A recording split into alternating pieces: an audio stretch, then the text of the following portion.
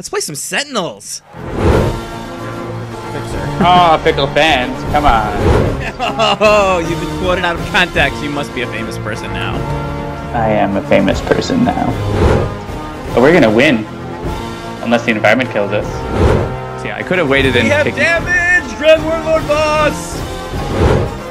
I did not think that would work out, but it did. Well done, team.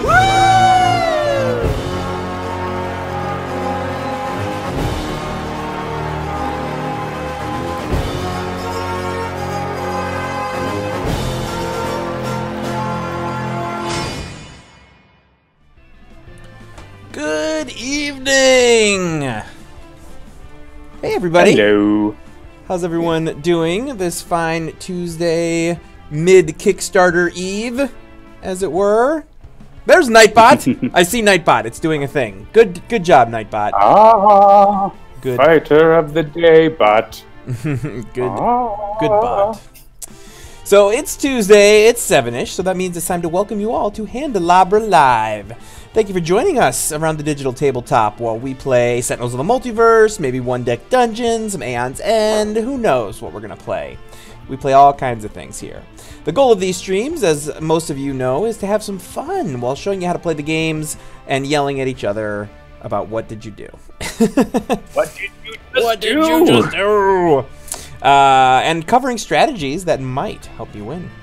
It is Trans Day of Remembrance today, and so as a result of that, I will remind everyone that we here at Handelabra Games do believe in civil rights for absolutely everyone and being as inclusive as possible, which means any comments or activity actively working against this goal and thus making the lives of marginalized people more difficult are not welcome and will not be tolerated. Don't make me say it again. If you enjoy the show, please do like, share, follow, and subscribe, and be sure to check out the other shows right here at twitch.tv/HandelabraGames. Most Thursdays at 7 p.m. Eastern, we have Dolphins Dive. Not this week, though, because it is American Thanksgiving. And that is a thing that if you had asked me 10, 15 years ago if I would ever always preface the word Thanksgiving with which country it was from, I would have never believed you. But because our company is part Canadian and part American, I always try to make the distinction between American Thanksgiving and Canadian Thanksgiving, which happens sometime in October. Yeah, it happened already. It happened already. Thanksgiving is old news. Amerisgiving, exactly right. So what's going to happen this week? Well, this week, Tales from the Archive and Dolphins Dive are both canceled. But wait! Hold on. Both of those hosts are going to get together at the time when Tales from the Archive would normally happen, Sunday at 7 p.m. When Eastern. High on tryptophan. Yes, exactly. Buzzed out of their mind on turkey. And they're going to team up to bring you Handelabra Presents Thanksgiving Leftovers. As I posted in the Kickstarter update today, I cannot for the life of me imagine why you wouldn't want to watch. Especially because I know that all weekend you're going to be waiting in line, shopping, from Black Friday all the way through Cyber Monday. So check it out, Sunday, 7 p.m. Eastern. And then, of course, Mondays at 7 p.m. Eastern, we have On Deck with Pirate, Savvy, and Dover. You can also join the Handelabra Discord server by scrolling down and clicking on the link that you see there. I'm Jeremy. You can follow me at Mr. J Handel. That's MRJHANDEL. Joining me, as always, is John. You can follow at Migrant P, just the way it sounds, spelled just the way it sounds. And you can always check out the company at Handelabra on Twitter, Facebook, or YouTube, and Instagram. I gotta add that in, or YouTube. Instagram. Well, that is a thing we have now. Posting your Insta stories. Indeed. Have you posted a story yet? I accidentally posted one because I didn't know what it was, and then I deleted it. Because I still don't understand. It's just like 24-hour posts. Like, well, it's their copy. Yeah, but that's like a Snapchat thing, right? Yeah, it's a Snapchat thing. Right, and since I still, for the life of me, can't figure out why anyone would want to use Snapchat, which is a thing we also don't have yet for Handelabra. Maybe someday. Krista is teaching me in the ways of the social media. If you've seen any of the cool memes that she's been posting about the Aeon's End Kickstarter, you know that she has a strong meme game. As we are the developers, you can always be sure to get some insight into the process and maybe even see some stuff before anyone else, which you are going to do tonight. We're going to show you a little feature we've been working on. We'll talk about that in just a moment. Not content, relax. It's no Oblivion content yet. If you didn't like any of the memes, you can blame me and Jeremy for being like, hey, you should do this in the meme. And Chris is like, all right. Yes, that is shockingly accurate. She'll come up with like a meme that I don't get, and I'm like, wouldn't it be funnier if we did this? And she's like, probably not, but you're the boss. Right. So our games do include tutorials that covers the basics, but we always do our best to explain exactly what we're doing when we do it in wine, depending on how long it takes to win or lose.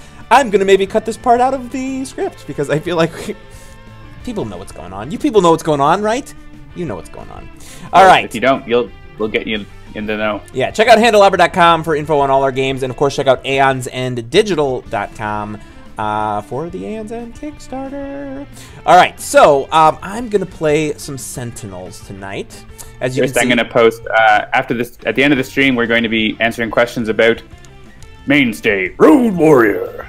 So check this link to Reddit and ask some questions and upvote your favorite. And now Jeremy, do the thing. Or as I said, because I thought it was funnier, Road Warrior Mainstay needs food badly. All right, so I'm gonna play some Sentinels tonight, but I'm kind of like not the most social person. I don't have a lot of real life friends, so I'm gonna try and find someone to play Sentinels with. So in order to do that, I'm gonna go ahead and bring up my Discord here. And oh look, John is on. Okay, it looks like it says that John is playing Sentinels of the Multiverse. That's interesting. Doing anything? It says, welcome, Mr. J. Handel. We were expecting you. I see this little thing here. It says, click on me. Playing a game, Sentinels of the Multiverse, Fanatic. You're an admin. Just browsing the multiverse. Just browsing the multiverse. Maybe I'll start a multiplayer game and see if anyone wants to play. I think he's back in. Okay, he's in a multiplayer lobby. That's interesting. Oh, I see. So he's playing a game. It looks like he's playing Sentinels of the Multiverse, Tome of the Bizarre number 19. I'm going to ask if I can join him. Oh, look. He does want me to join their game. I'm going to go ahead and launch that. Oh, shoot. Hey, look. They didn't see any of that because I forgot to go live with it. Haha. Okay, we're going to back out, and I'm going to talk through it again, and you people are going to be all excited about it this time. All right. Yoink. You saw the result of it. There we go. I'll do the other way then, since you went off script. Okay, yeah, go do the other way.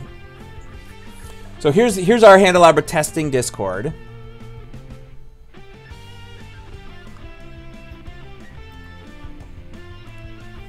I see that you're playing Sentinels of the Multiverse. Sentinels of Freedom. Oh, what's this? New messages. Only nice people, not jerks, and there's 4 open slots. So I think I'll go ahead and join this game. Yoink. There it is. That time it worked, and everybody got to see it, and it was very pretty. The other thing worked as well. You just, like, didn't show them. Yeah, they saw the result of it. They saw me show up in the game. Yeah.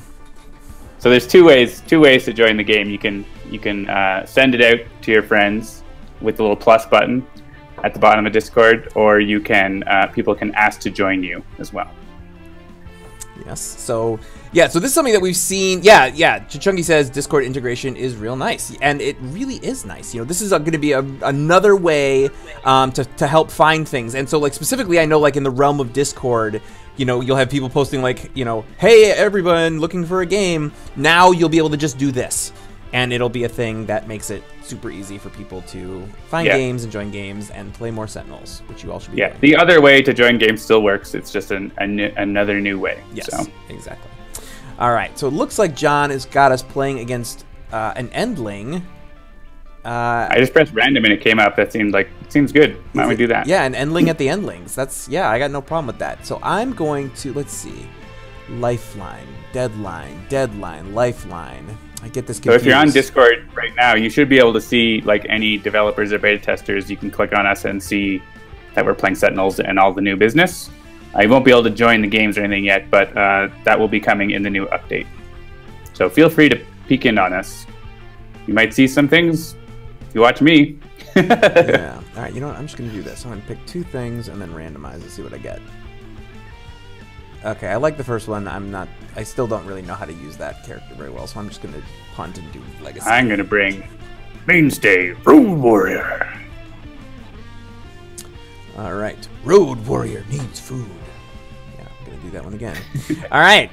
Cool. All right, let me make sure. Open hands. Yes. Okay, since I'm running the game. Yep. And I'm going to go in advanced. You think we can handle that? Yeah, let's take a look at what the advanced is. Whenever a catastrophe card is destroyed, Deadline deals each hero target 3 infernal damage, and on the flip, Whenever an environment card is destroyed, each hero character card deals itself 1 psychic damage. Interesting. Cool. Yeah, I actually think, didn't we played Deadline somewhat recently? Oh, shoot. I hit the wrong button. Hang on. Yeah, we did. There we go. Oh, yeah. I accidentally hit randomize instead of ready. I do that sometimes still, all right. Even 4 years later. You're whenever you play, like, playing randomly is your ready state. So. Yeah, exactly. It is with great regret that I destroy your civilization, humans. It's the only way. If we work in concert, we will generate the harmonies of victory. Harmonies of victory. All right, so Argent Adept opens with Arcane Cadence, Inspiring Supertonic, Instrumental Conjuration, and Syncopated Onslaught. KNYFE has got Energy Burn, Focusing Conduit Blade, Kinetic Neutralizer, and Wrecking Uppercut.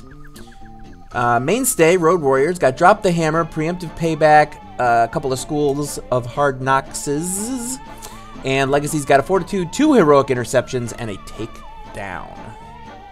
Nice. Good times. All right, the Enclave comes out. So the devices are not indestructible this time. But he does, if we destroy an ongoing, he hits us for a lot of damage.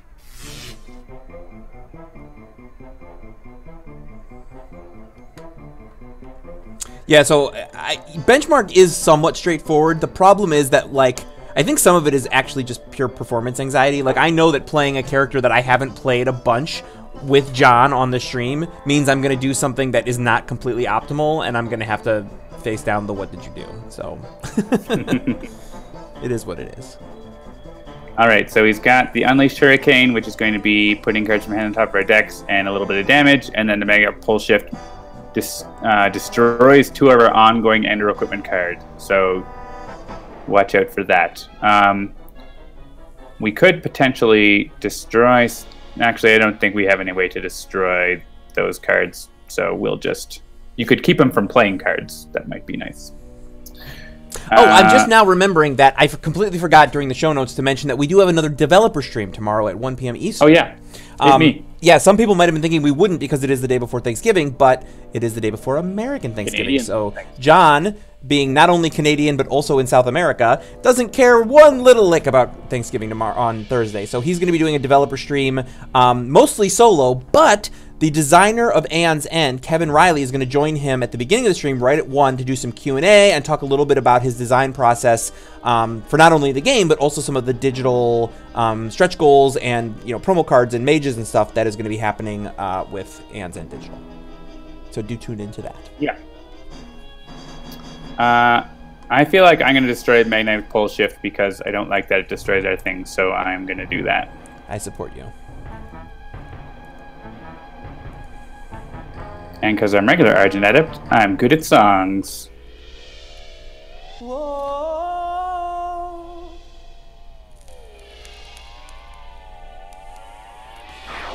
Leamy Adams says American Thanksgiving as opposed to real Thanksgiving. Canadian Thanksgiving, which happens in also known as real Thanksgiving. All right. I wasn't going to take it there. Oh, we take it there. All right. American Thanksgiving is like moved later for like retail purposes. Ours is at like the right time of year. Yes, I can believe that because it is very cold and icy right now, which doesn't feel very harvesty. Yeah, exactly. All right. Let's see. What do I want to do here? One target, 3 energy damage. Also Martian Thanksgiving. And Pleasant Thanksgiving's a cytosine. I like that. Yeah, I think I'm going to get my Conduit Blade out. And are we trying to get rid of the Enclave? I usually leave it. It's like splash damage. Okay. It's only 1 target, 3 damage. I usually don't worry about it. Got it. It's there for splashies. Splashies. Let's see what Mainstay has. Drop the Hammer. Preemptive Payback. School of Hard Knocks.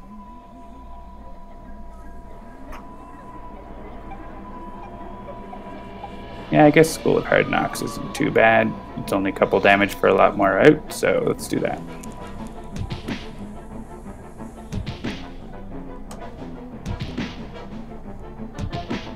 And I will use Bring It! Until the start of my next turn. Whenever a target deals damage to Mainstay, he may deal that target 1 melee damage.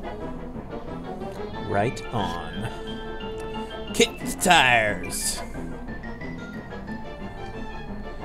Alright, let's see here.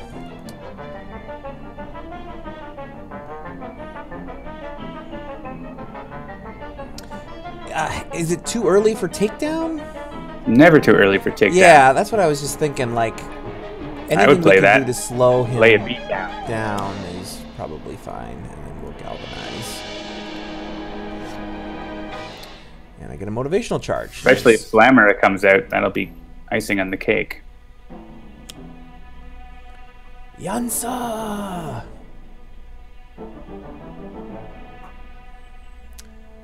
Sparky Wolf asked if there's a Futurama Thanksgiving episode. That's a good question, actually. All right. So we don't have anyone who can play the top cards of decks, but if anyone has a card in their hand that they don't, if they have something else to play, then we can do that.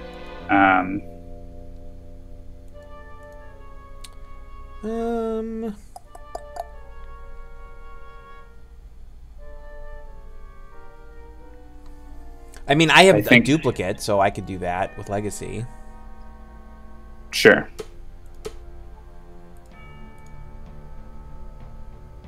And maybe Knife, like Flawless Execution. Sure. You're probably not going to play anyway. But, and you've got other good stuff to play, so that's the main thing. Oh, and Yansa is the next highest HP. Nice. That's good. No cards for you. And Deadline would play 2 cards, right? So takedown's double good. Nice. Cool. Yeah, I'm going to get started with Syncopated Onslaught, and I'll get the Bell out as well. So I'm fine with Unleash Hurricane staying there. So let's increase damage by, say, Knife and Mainstay.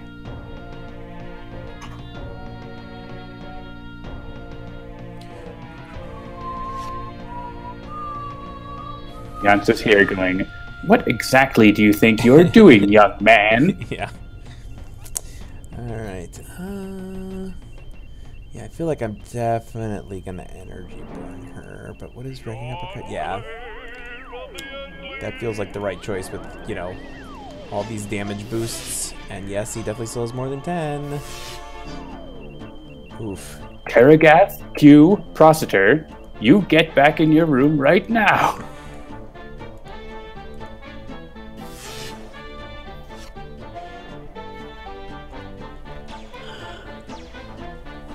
That is a lot of damage. It's not that I'm mad, I'm just disappointed. Well, and I can tell you now, as a parent of a 12-year-old, like, those are definitely distinct states, and I definitely have both of them. Like, there are times that I'm disappointed, there are times that I am just mad, and the latter actually happened this past weekend.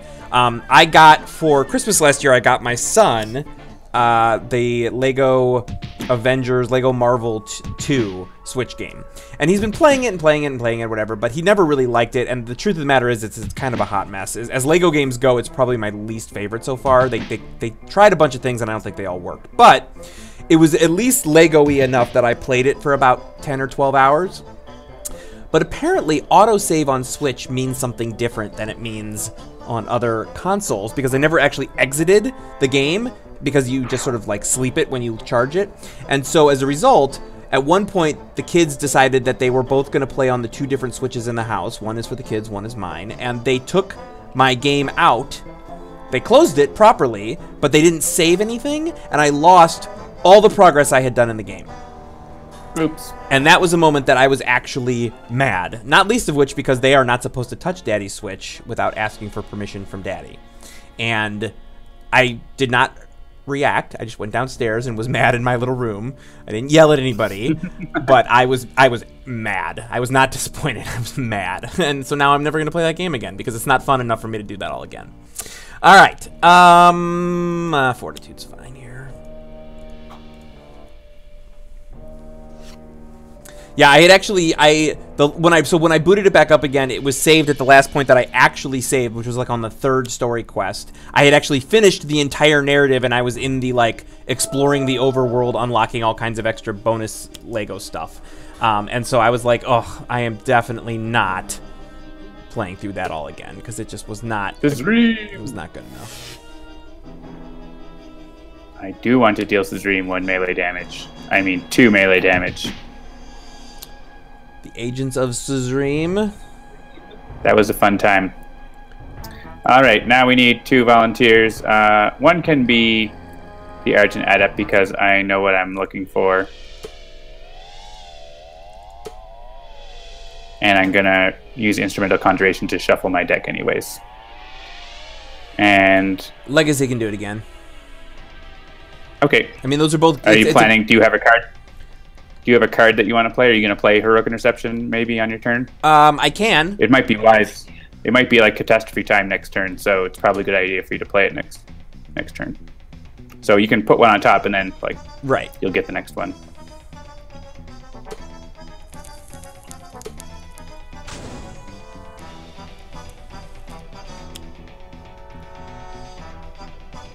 Yeah, we've got 2 now, so and 3. So yeah, so next turn, unless we destroyed one, he's gonna flip. So good time for Heroic Interception.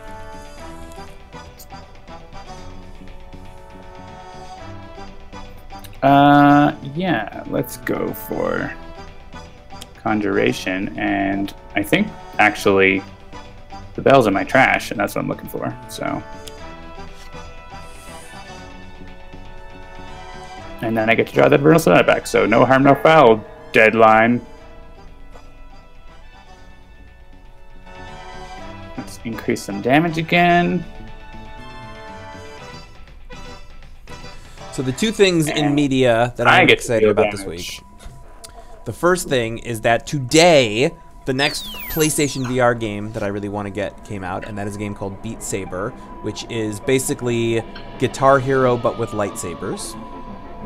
How can that not be the most amazing thing ever? And then, I'll talk about it after I finish playing here. Ooh, yeah, let's do that. Yeah, that's going to pay dividends.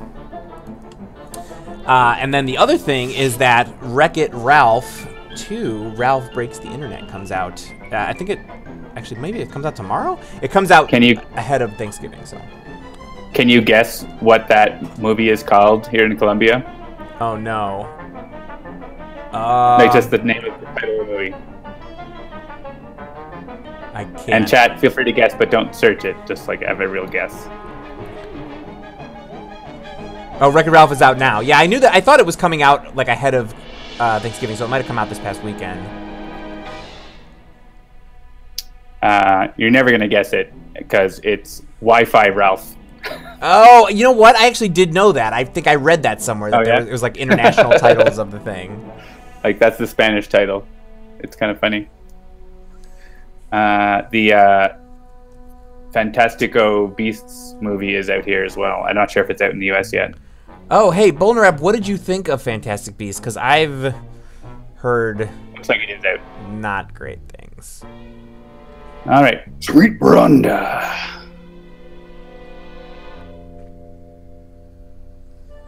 And actually, speaking of the wizarding world of Harry Potter, so I think I've mentioned on this stream before that I'm reading them with my kids, and my 12-year-old has gotten to the point where we're actually reading the last book, and yeah, Heroic Interception.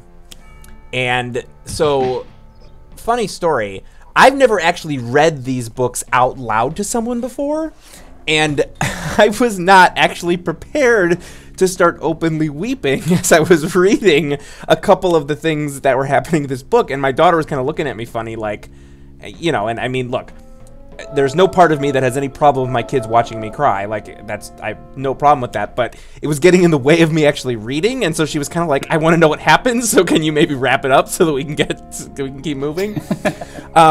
Immutus is going to soak all this damage for us. Okay. Yeah. Actually, no, I think, does Deadline destroy the cards first? Go ahead with your story. No, that's fine. Oh yeah, Immutus is going to destroy it first. Or he's going to get destroyed first. We need to do this thing. I think Legacy should hang on to his Heroic Interception. So, Knifes has stuff to play, so why don't Knife volunteer, and then Argent Adept will volunteer as well. Sure. You're probably not going to play that. Yeah, that's fine.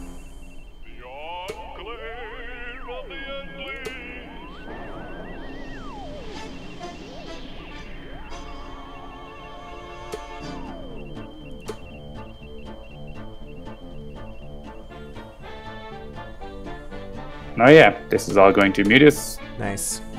Any of it that isn't immune, so that's nice. Saves Legacy.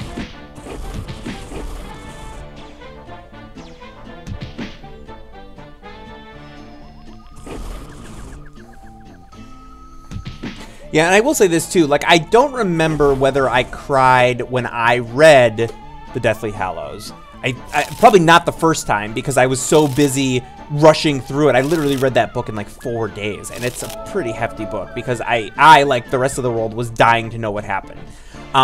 But since the movies have come out, and, you know, let's be fair, the unbelievable Alan Rickman, may he rest in peace, like, he just brought so much to what was going on with Snape in that I could, you know, it's impossible for me to think about that story without thinking about his performance. And, yeah, choose for me, right? I want to rewind here because the order matters. Got it. I forgot, because on the flip side, whenever an environment card is destroyed, each hero deals with self-damage. Right. So I want to make sure that we let Immutus take Legacy's damage. Actually, it might not matter. Yeah, Legacy used Galvanize, so it will matter.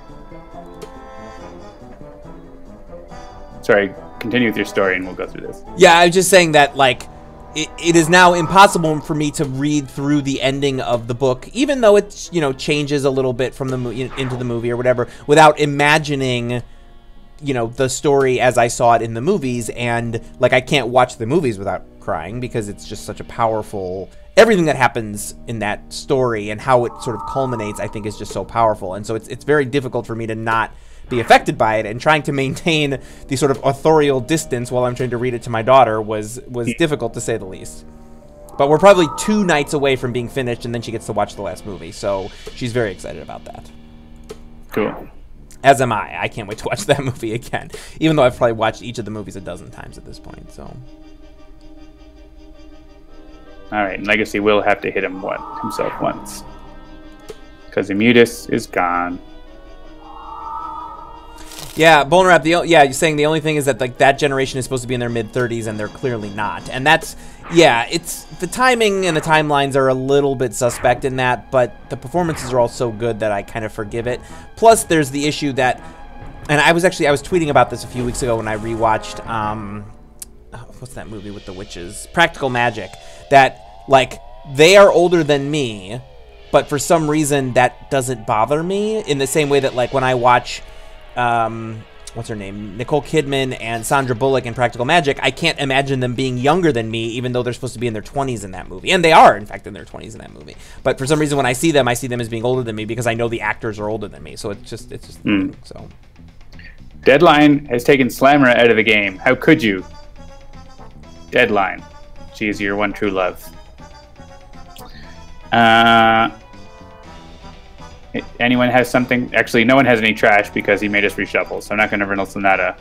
I will get out Inspiring Supertonic, and then I'll find an instrument for it later. But in the meantime, let's get the bell on. And I'm going to post that link to Reddit in the chat again. If you have any questions about the Mainstay Road Warrior unlock condition, get into the Reddit thread and vote them up. Ask her questions. So Sparky Wolf, I feel like I read that story is apocryphal. That it's one of those things that gets passed around a lot, but is not entirely true. And I don't know if that's, I don't know if I'm being accurate about that. It might have been something else, like, that isn't true. But I remember there was one really specific thing about, like, the storytelling of Harry Potter that was not true, that everybody passes around as if it were. And I think it might be the thing about Snape, but I don't know. I think young Hatterbo is reading from the screenplay. Terragath, the last Procedure, is far too brooding and edgy to care about the loss of his one true love. Incidental Contacts is really good here because everyone except Legacy is immune to damage. Oh, great. Don't mind Legacy taking a small hit. Sure. So just say yes to Oof. Deadline for tons of damage. That's real good, actually. Yeah. 5 and 5. And then no to Legacy when it comes up.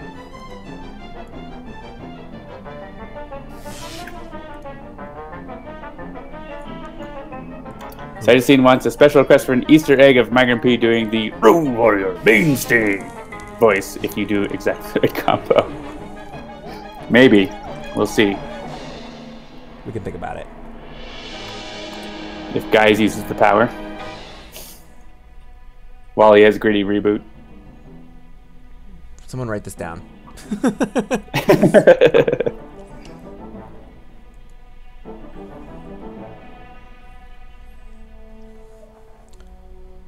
Ooh, Shard Strength.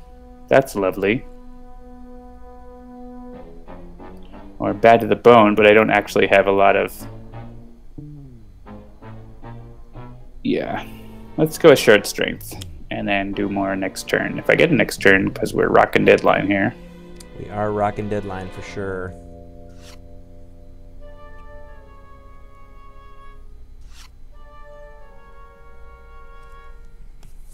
You should mess around with Guys and the Void Guard. There's lots of messing to be had. I don't think you need a Heroic Interception this turn. Yeah, that's what I was thinking. But I will still Galvanize, because nobody's hurt. Galvanize is... KNYFE is like taking Deadline apart with Galvanize and the other boosts.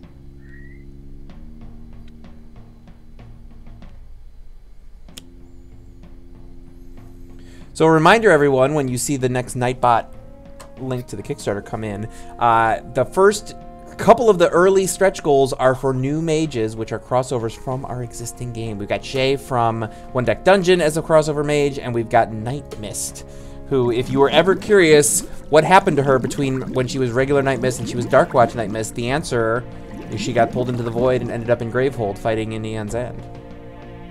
So we should definitely unlock that stretch goal so that we can see that.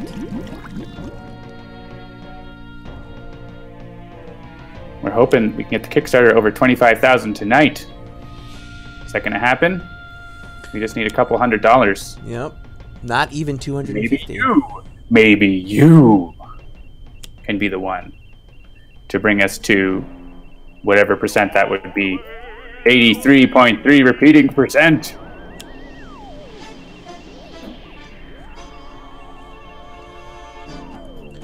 Yeah, so Tachyon appeared because of the thingy of the following. So we're 82% funded right now. All right, now we have 4 catastrophes again, so it might be another Heroic Interception time. Sure. I'm going to instrumentally conjure from my deck.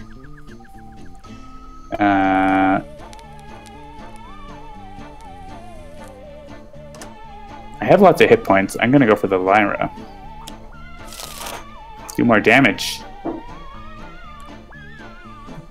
Look at those Aeon men on that card. Let's use this. Just when Hermes hanging a out. power, it's going to be Argent Adept. Using the bell to increase KNYFE and Mainstay. And deal the damage to Deadline. Yeah, Cytosine has that. Ask not what Gravehold can do for you, but what you can do for Gravehold. Hint, it's pledging the Kickstarter.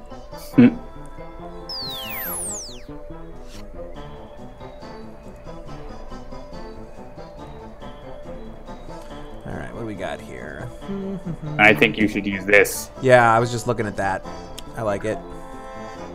It's going to be a lot of damage, but it's going to be worth it. You don't have enough powers to do it again unless you're lucky. So yeah, it's fine. We'll just wreck some deadline. I think this is a win with both of your powers. Right, yeah, and so I actually use the base power first. Once Mainstay, yeah, between Mainstay and Legacy, this is it, so. Almost it just with Knife. It's like 20 damage you've done this turn.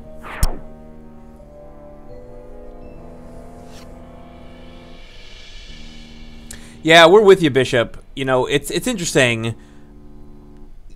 Board game Kickstarters go like gangbusters, but for some reason, even though we are, you know, sort of technically board game adjacent, and we've seen this with literally all 3 of our Kickstarters, you know, none of them have funded early. You know, Sentinels Season 2 Kickstarter was almost 2/3 of the way through before it funded. One Deck Dungeon was about halfway through when it funded. I'm just not sure. You know, we're gonna, you know, we've had a lot of internal discussions about sort of like, why do we think this is? What could we do to mitigate it in the future? Are there ways that we could, you know, run things up a little bit faster and get more people excited? And it's just, you know, it's a little confounding, to be quite honest. Boom, deadline. What you gonna do? You're gonna sit there holding your broken void thing. What's it called? My thingy. Nexus. What's the thing called? Why can't I remember what it's called? The Nexus of the Void. All right. Do we want to let the chat make a game for us? Viewer's choice or something like that, or let them pick something anyways. Villain and environment, and we'll pick the heroes that we can take it on with. Yes. All right. So, villain. All right, first villain to get 3 Not votes. Total viewer's choice, because we ain't got time for that. But choose a villain. Top 3 gets it. Omnitron. La Capitan. I don't know that we've played her in a while. I think we played a Team La Capitan recently. Ultimate Heroic Infinitor. Capitan. Dawn. Wager Master. My favorite comments on like our Kickstarters, like you see that on Board Game Geek, is people like, why would anyone want to play a digital version of a board game? As if it's like the first time they've ever heard of the concept. Yeah. Like it's not a new thing. Like, it's a thing people do. And if you don't want to do it, that's fine. But keep your negativity to yourself. Thanks. All right, so the villain is La Capitan. And now we're waiting to see the environment. So we got 1 of Madame Mittermeier, a Silver Gulch, a Pike Industries. All right, Citizen Mordengrad. Not yet. MDP. Enclave. Not a single second vote for. Are they all unique? Yeah. We won't play Enclave again. We just played it. Come on. Omnitron. That's another one. Yeah. All right, that's 2 for Pike. 2 for Silver Gulch. Time Crusade. That's a new one. All right, Pike. The Time Place. Yes, the Time Place. Time Cataclysm. Oh! Silver Gulch. And the 3rd Pike sneaks in just before the 3rd Silver Gulch. Oh, I love the music of Silver Gulch, but we'll play Pike. I don't think we played Pike for a while, so with the Vats. And I don't know that I've ever played La Capitan and Pike, so this will be interesting. Well, right. Jeremy, you can pick if you want to play Advanced Challenger Ultimate. I'll leave that up to you. Yeah, let's see here. Yeah, let's go Ultimate, man. I feel like we haven't done that in a while. All right. Whoops. Come back. Come back, Le Capitan. So, Advance at the start of the villain turn, destroy a hero ongoing equipment card. Challenge, she puts a bunch of crew into play. And when she flips, more crew come into play. So, I'm bringing Haka. Nice. And I'm bringing Tempest. I'm bringing Haka and a way to find Savage Mana. So, probably Haka of Knowledge.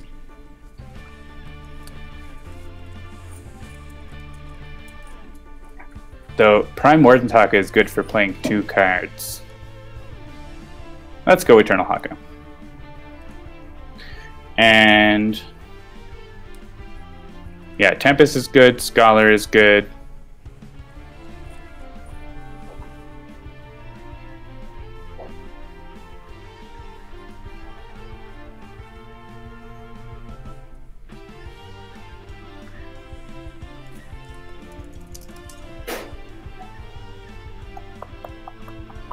Good bot. Bring Dr. Medico. Doctor, All right. Doctor. Are we ready? I am ready.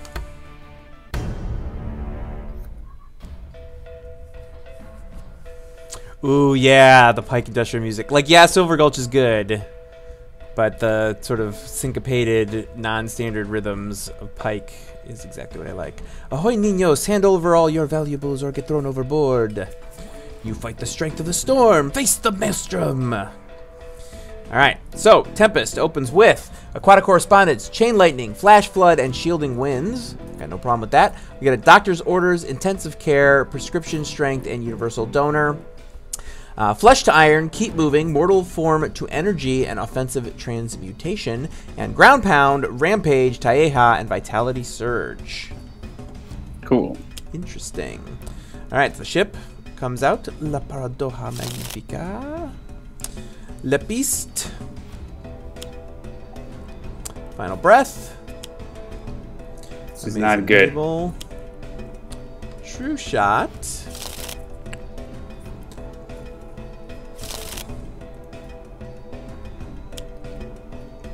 Captain's Orders. Plunder. Well, Plunder is a good option. Yeah, at least at the start of the game. Yep. And here comes the damage. And more cards. And Raiding Party. Great. That's what we want. Just get all the crew. Might as well, right? Get it out of the way early.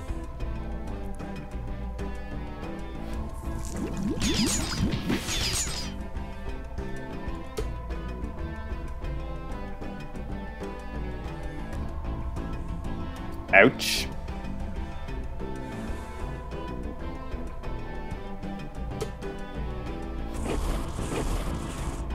All right, we survived. Okay. So we'll probably want to plan what we're doing because she's going to destroy our stuff. Mabel destroys things at the end of the villain turn, hero ongoing equipment, and the Capitan's going to destroy something at the start. So unless we can take out Mabel, we're going to lose 2 cards. I don't know. We might be able to do that. Well, Chain Lightning, obviously, you could get Mabel down to 1, so that's pretty good. And Scholar could finish her off with Mortal Form. So that's probably a good idea. And then Haka could Ground Pound to give us some time. All right, so I'm going to hit Mabel with the 4. Then who else are our... The ship. The definitely. Ship, right. And... yeah, like... The Beast is, like, not dangerous at the start, but he becomes real dangerous, so... That's usually... I usually would take it. Or Final Breath. Like, Final Breath or Chip are bad. Battleforge is bad, but it has a lot of health, so it's hard to get him. Yeah. I would go for Lip Beast because he's easier to actually kill. Okay. And also, at the end, when she flips, she'll bring a crew back, whoever has the highest hit points. So, look forward to that. Okay, localized hurricane. Interesting.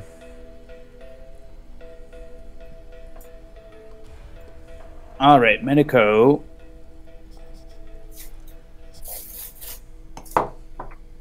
Yeah.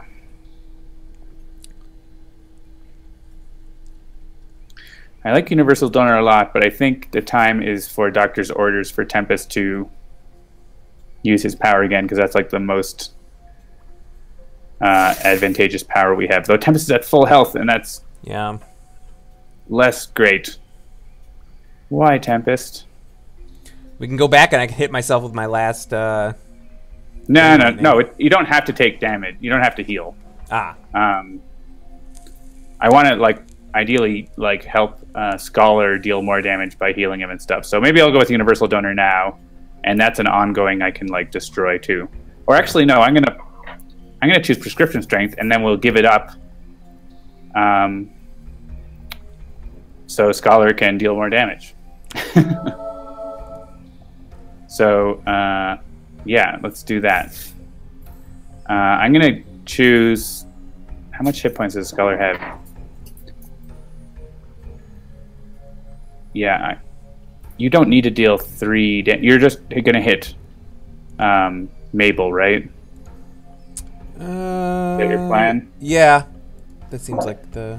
So I'm going to give the +1 heal just to Medico, but we'll start giving it to the Scholar, like, once you've got more room to heal. Sure. Oh, second opinion. That's great. It's going to be, like, all kinds of power uses all the time. And, no, I don't want that. I don't think... Should I...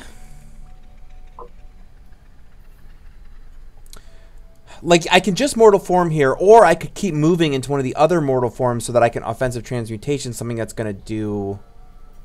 I was going to play ground pound, so... Oh, okay. All right, so then I'll just... I mean, I don't have to, but that was the plan. With so much out, now is a good time for ground pound. So. Sure. And then we can save that for another time when we need it. Ooh, don't dismiss anything. That's nice. All right. I'm going to keep Rampage because I feel like that's going to be a real useful card. So would Teja, but... And let's draw a card. There's Savage Mana. Yeah, Savage Mana. If I can hold on to that and then get Rampage, we can start getting all of the cards under Savage Mana so that she can't bring them back. Oh, this is nice. Sort of. At least... Oh, it can't deal damage, though. Yeah. Well, okay. Yeah, so here, let's destroy Prescription Strength. And we can allow the Scholar to heal. And deal damage. You could probably hit the ship, because I'm going to well, I'm not going to Rampage, but I would hit the ship. We need to kill the ship. Sure. Yeah, I was gonna say, like, I mean, I could take Lapice down to 1, but as you said, like, that's one that we're gonna be able to deal with pretty easily, probably. So.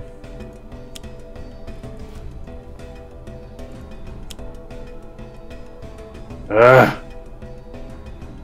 Great. We're gonna lose both our cards, but at least we can lose ground pound last. So, yeah, we're gonna lose both, but so we'll lose that one first.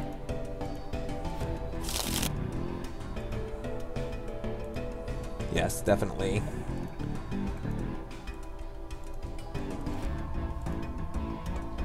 Yeah, this could definitely have been much worse.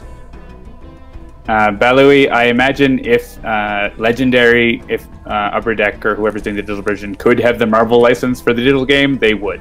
I'm pretty sure they don't have the licenses because they couldn't get it.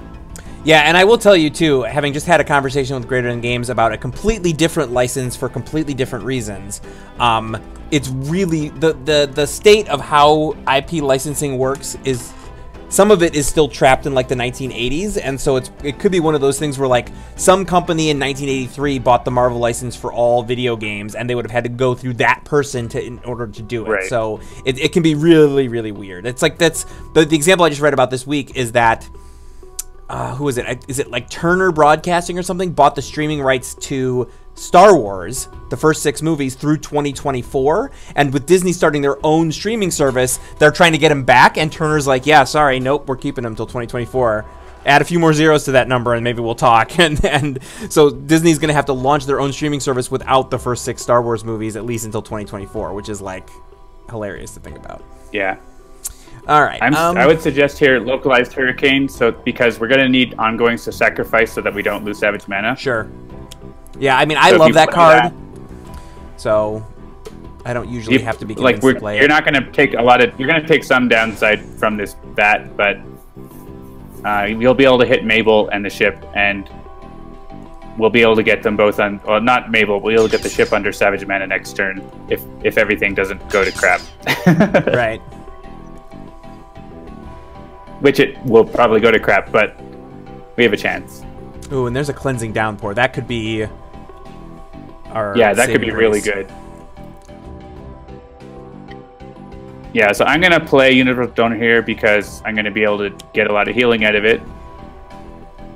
And also because it's going to be sacrificed. Yeah, Haka can take this first one. Because Scholar's at full. I'm actually going to heal Medico with this because Medico is getting a low. Speaking of random licensing things, have you seen the trailer for Once Upon a Deadpool? No? Oh, so they're re-releasing Deadpool 2 in a PG-13 cut with a framing device of Deadpool reading the story of Deadpool 2 to Fred Savage a la The Princess Bride. That's awesome. And so, like, he literally kidnaps Fred Savage and, like, ties him to the bed in the room from Princess Bride. And there's a whole thing where, like, Fred Savage is like, I mean, I kind of like Marvel movies better. And Deadpool's like, we are Marvel. He's like, yeah, but your Marvel is licensed by Fox. You know, that's kind of like if it was the Beatles were being produced by Nickelback. I mean, yeah, it's music, but it sucks. And that is some so really don't dismiss anything is fun and might do cool things or might ruin our plan. So it's up to you. I know, but it's so much fun. All right, one player may either play one. Flesh to Iron would also like you'd be able to tank a lot of what they're doing on their turn. But don't dismiss is good. So I can't if that's what you want to do. Like you do you. Whatever option you want here, I think is okay. Yeah, I'm thinking. Anything at 3 or less is gonna die. So Mabel's gonna die already. So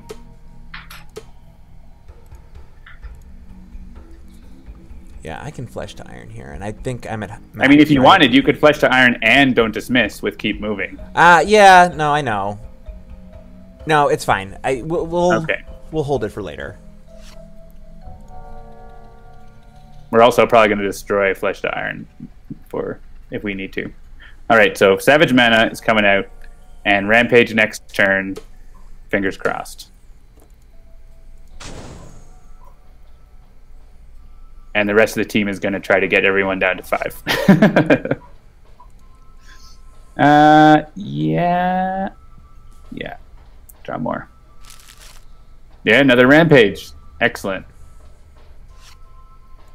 Get all the crew under Savage Mana, and that is how we will defeat La Capitan, if we can. Oh no, a lab rat. Alright, I don't... Yeah, she's not flipping, is she? Oh, she is going to flip. When she flips, the crew with the highest HP in the villain trash, so Mabel's going to come back. That's real annoying. Well, whatever. I don't think... Well, actually, no, you don't have your damaging thing, so let's not worry about the order. It's going to hurt Tempest a bunch.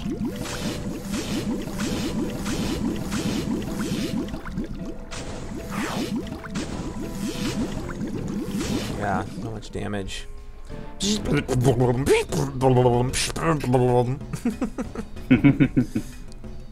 I will heal Tempest back. Thank you. So, you're welcome.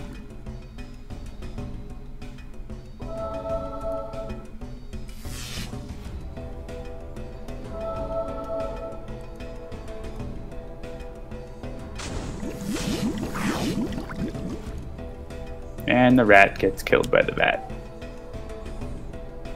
She flips and Mabel comes back.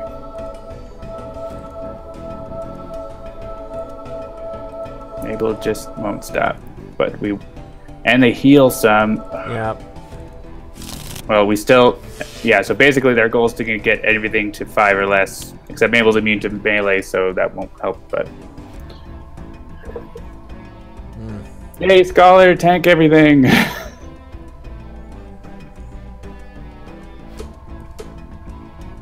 Alright, into Stratosphere, Immunization, No One to Hold Fast, and Dominion. Yeah, those were going to be your don't dismiss anythings. Yep.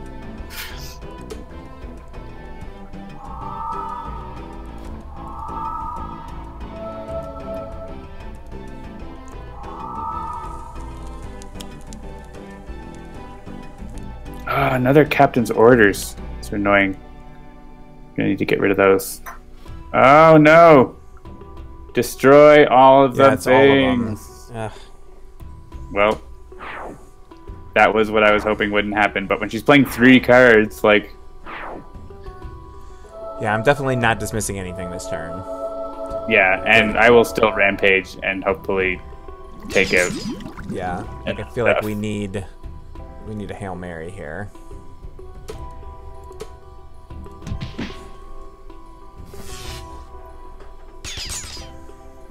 It was a good plan, but no plan survives contact with the enemy. Exactly. And there goes Medico. He looks sad. Sadiko. Definitely time to pop open the Glenlivet. Okay. If you had Ball Lightning, that would be really good, but you do not. Yeah, if I had that card that would just win the game for us, that would be pretty great too.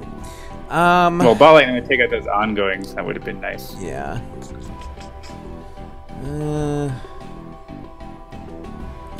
Yeah. I mean, it feels silly to Cleansing Downpour, but I don't know what else I would do. I wouldn't use it though. We want to deal the damage. So. Right. Yeah, no, that's fair. So yeah, that's fine. Well, no, I wouldn't play that. I'd play something like you don't want to. It's going to get destroyed. So like play something else. Whether draw more cards or play something. Yeah, I'll like, just draw more cards. It's fine.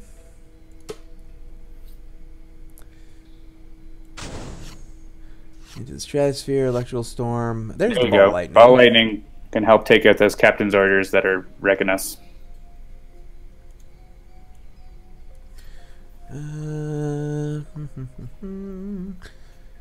Don't know it matters. Yeah.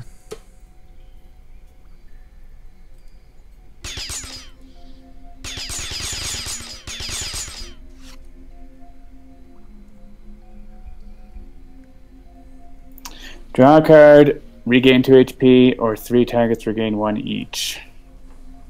I think we're okay for cards. So I'll heal all of this by 1. But Louis, did Christopher bring that up on the letters page this week?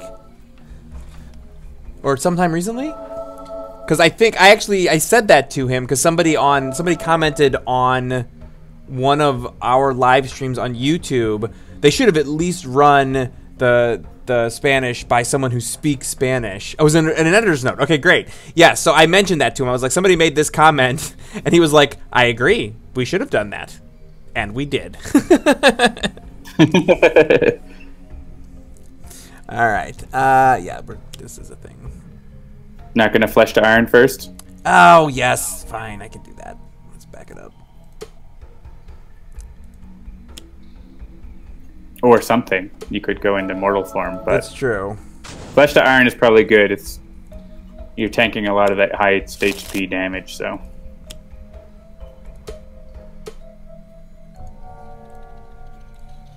All right. Tempest.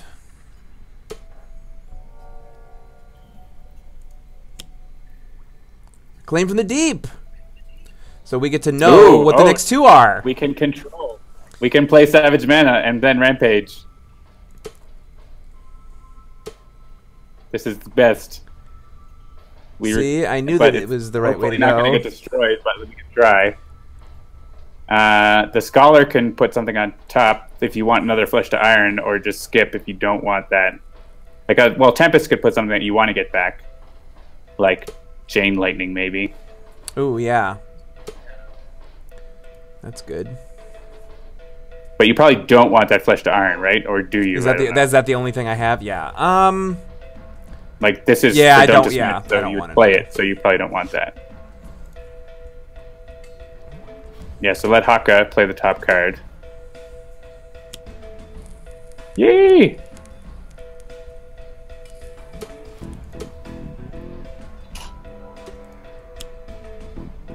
Hey, sure. Yeah, all right. You get to heal 1 more. Ooh, and I know when to turn loose when I have not enough cards. All right, unfortunately, I'm only gonna get. I'm not gonna get the ship because the ship has too much hit points. Yeah. Well, at least the ship will get killed by the other thing. So yeah, and you'll get Mabel and Lepiste, right? Won't get Mabel. Mabel's immune to. Oh shoot! Yeah. So it'll still help. And next turn I can do it again, assuming we don't lose everything. Yeah, take Walker points out. That's good Mabel fodder. So yes, put it under Savage Mana. Unless she comes and takes everything again.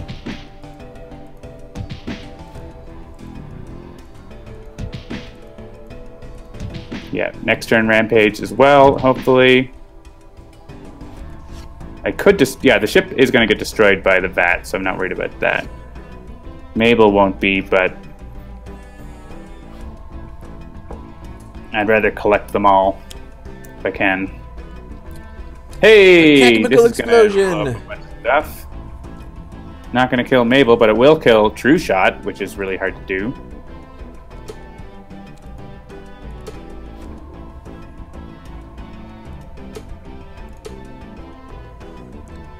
Know when to hold fast.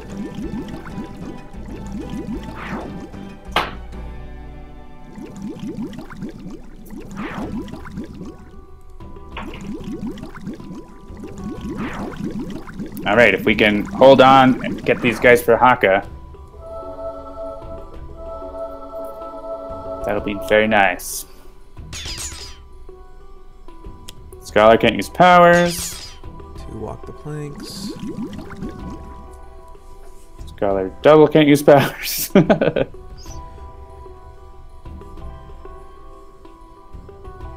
Yeah, not Captain's orders because he'll get a damage boost. Unfortunately, Haka is getting hurt real bad. You don't feel so good, Mr. Stark.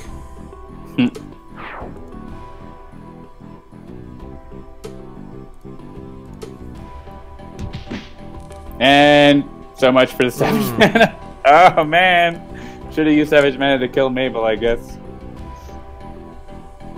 Well, at least we can take the rest of them out and maybe survive. I think you needed to get rid of those Captain's orders. They're brutalizing us, so. Yeah.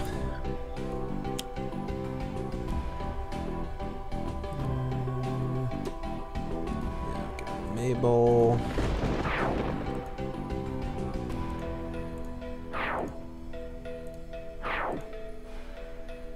Haka, no! That's right.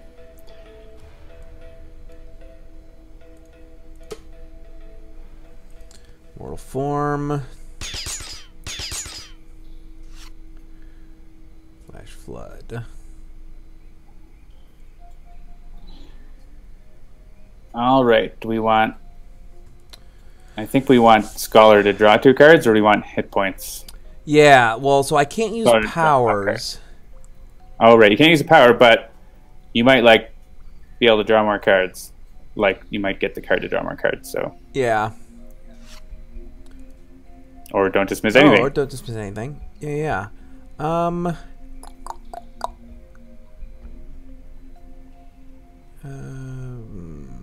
I'm gonna get rid of this so I can keep that. And we're gonna do this. We are in that unenviable position of both heroes in play are being controlled by me and not by John. So let's see what we get here. Grievous Hailstorm. All right. Good. That'll work. Ooh, okay, good. Grace Under Fire. Truth Seeker. And I can't use power. And bring what you need. Interesting. Obviously, Jeremy's just better at this game because his heroes are alive. Exactly. That's basically the only thing that matters. So I could have someone play a card or reduce all damage by 2 is pretty interesting as well. Though that would affect the heroes. Yeah, I mean, I guess it's a question of, like, do we want to take a pause turn to see if we can't set up better? Oh, wait, you have Chain Lightning, right? I do. You can, like, clear most of the board, so I would do that. Like you get rid of everything except for Battle Forged.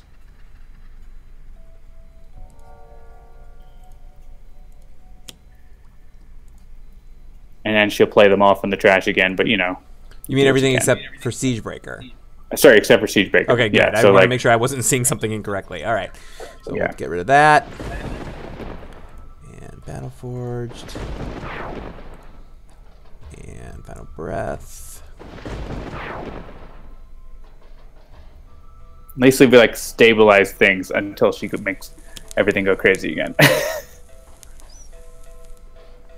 Ooh, this is interesting. Yeah, where was this 2 turns ago? Yeah, seriously.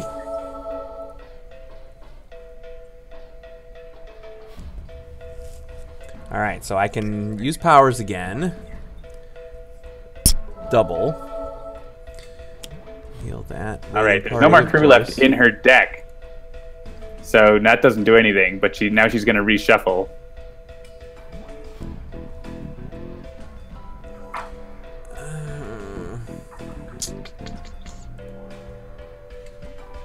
Yeah, I'm going to get rid of this, actually.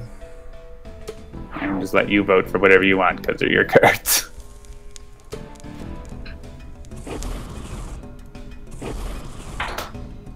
Yeah, I mean, that was irreducible anyway, so... Alright. So you could into the Stratosphere Siegebreaker, and then we know she's going to play Siegebreaker on her turn. Interesting. Yeah, and then just hit her to get the last card out.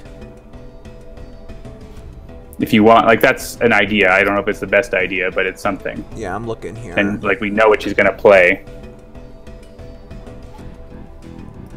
And that'll be reduced by 1. And what is it? At the start of every turn? At the end of the environment turn, each target regains 1 HP. Alright.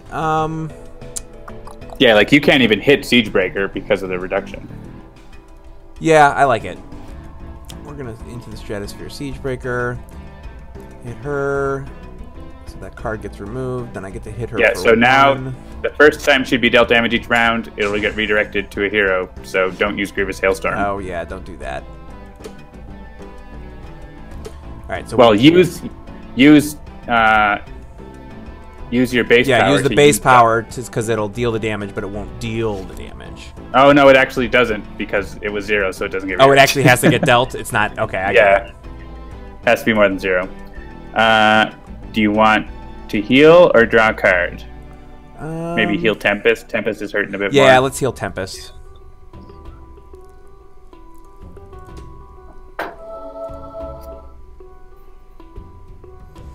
Alright. Yeah, so she still has that redirect. Yeah, this Grace Under So you Fire might want to do other things. good for other things. Yeah, that would have been good when there were a lot of targets. Yeah. I'm gonna do this. Load up on cards. Yep. Alright, so I don't... yeah, we can do keep moving. And I don't need another bring what you need, so... Ooh, Proverbs and Axioms.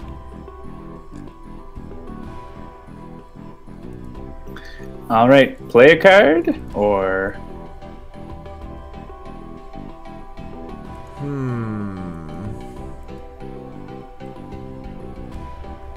Yeah, I'm wondering if I should have you let me keep moving into something here. Just in case. So then you have some extra room for destroying ongoings.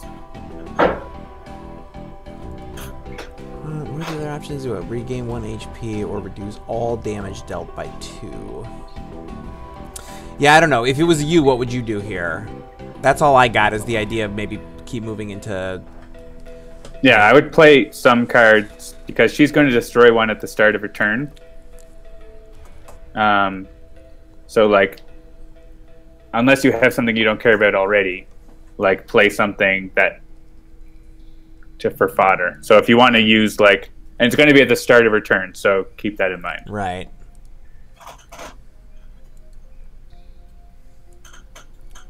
Yeah, I mean, in that case, I don't know, Vicious Cyclone? Sure. I guess. Sure.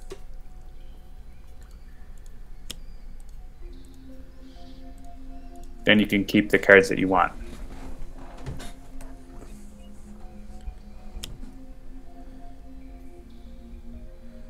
There we get a lab rat.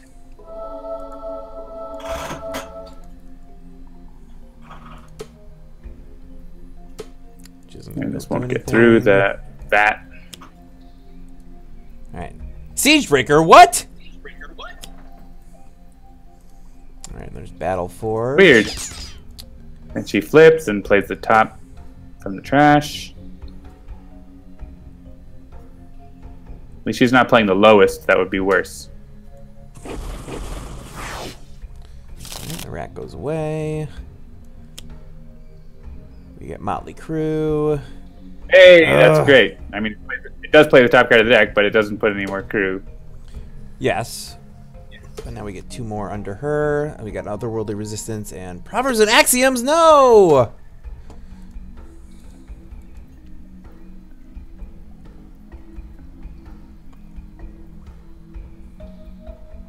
Alright. Alright, you can damage her now. Yeah. Oh, she didn't destroy Vicious Cyclone. Oh, because she flips at the end of the turn. So she didn't actually destroy it. So if you want to do her little... Actually, you can't deal her damage here, so I would just stop because of that. Yeah.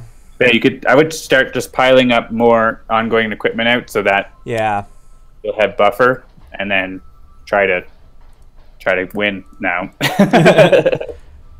John's ultimate strategy, and now you should try to win. Okay, and there's another into Stratosphere, so that's good. You want hit points or card draw? Got lots of cards. Yeah. Hit points for Tempest. Yeah, hit points for Tempest. I'm probably gonna try and I think I might keep moving into Mortal Form.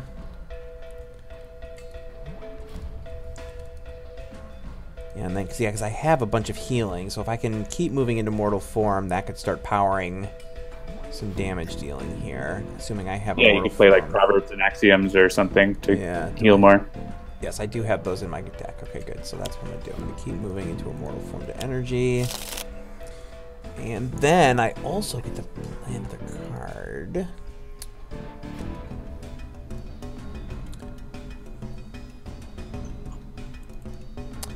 Yeah, like I wonder, should I... Yeah, I think Broad Healing is probably good here versus Transmute Recovery. Yeah, that's fine. So, get an Aquatic Correspondence and another Grace Under Fire, which I'm probably not going to use, which is great because it means I got things to discard. And we're going to let some healing happen. We're going to let some healing happen, and then we're going to hit...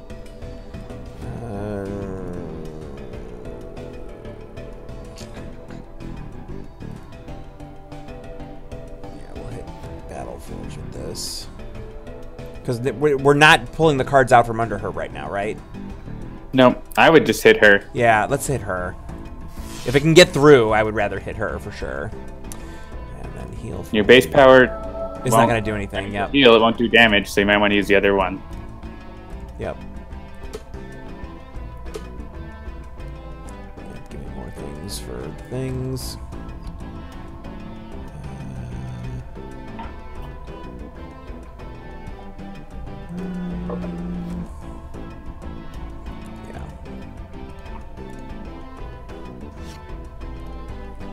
Expect the worst. Yeah, see, Scholar's definitely getting into a position to be able to sort of run the board if we can do it right.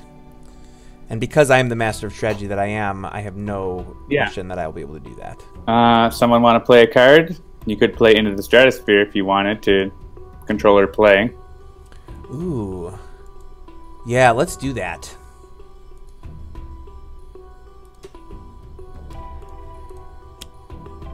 Siegebreaker's at full still, so...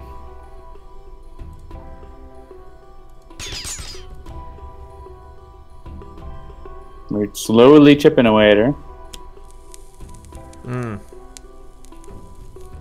Oh, hard to kill her when she's at everything is -2 damage. Yeah, well, Tempest can blow both of those away. Yeah, we don't have any irreducible damage, really, right? So, between the two of these heroes.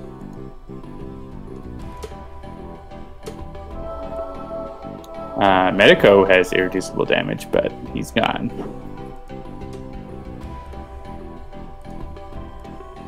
And this undoes all the work. But the heroes, two heroes are healthy. Alright, so I only have to get rid of one of these, right?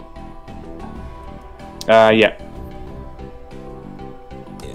let's just say what it is.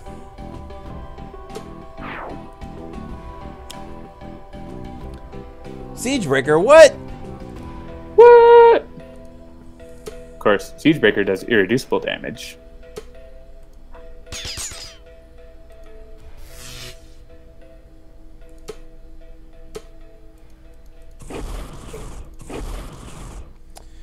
Alright, so I definitely think that... Oh, right, well, see, this is not going to do anything. But... Blowing up the vats. Yeah, let's flash flood those away. And then hit the things. I don't think order's going to matter here. Lightning Slash. That could come in handy. Alright, do we want Scholar to get 2 hit points here to do damage? Yeah, that seems like the best choice. He also wants to get back up to full to soak more of that high HP damage. Yep. So Battleforge is going for the lowest, which is rough.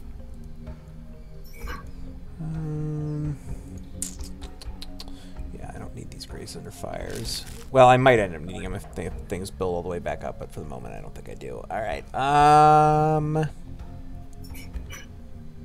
yeah, but especially if I can keep doing stuff like... Well, do I want to get Solid Liquid out? Expect the Worst could be good, because you would soak this Battleforge damage if you're like tied with Tempest for hit points. Could be a good option. Yeah. Or just Transmutation one of them, I guess. Yeah, I was looking at that. I mean, obviously Transmuter Recovery is good to deal some damage right now, and I get another card to power it, so I don't have to get rid of my Mortal Form to energy, but... yeah, that Expect the Worst is... And then I basically get the healing later. I mean, you could Expect the Worst and Alchemical. Oh, you didn't grab Alchemical. Like, remember, we have a way for you to play 2 cards, so you want to have both of those together. Right, it won't block Siegebreaker. Young Haribo points out. I was talking about putting on Battleforged. Or blocking Battleforged, but yeah, it won't block Siegebreaker. Yeah, I know, there's lots of options. Do what you think. I would probably still focus La Capitan, because that's the objective. And the worst crew are gone. These guys are just straight There's damage. Alchemical. Cool. So that puts us in a decent position there. Alright, good. And... this will get through, right? I don't have to bring what I need. Yep. There's no reduction anymore, except for on Siegebreaker himself.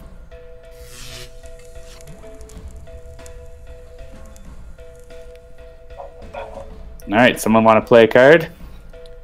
Yes. Question is which one?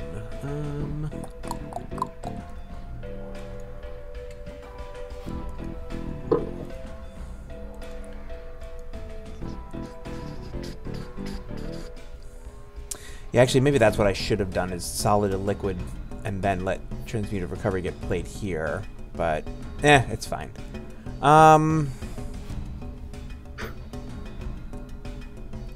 Yeah, so we're going to want... So next turn we can do the Alchemical and Expect the Worst combination, maybe. Let's see. And you might want something to sacrifice to La Capitan's destruction.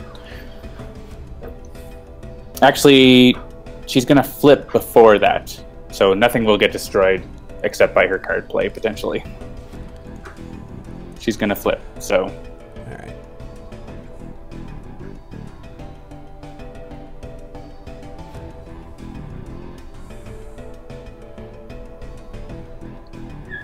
Yeah, I'm actually just going to do this again.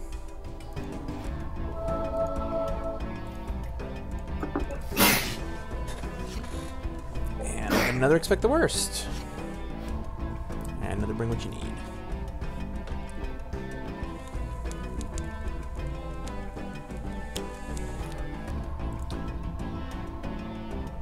Yeah, Lab Rat, go after those crew members. Yeah, except Siegebreaker's gonna kill it and play a card. So that's not good.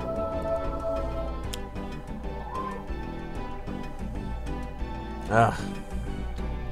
Alright, well, Electrical Storm. Oh, great. You're gonna get to keep 2.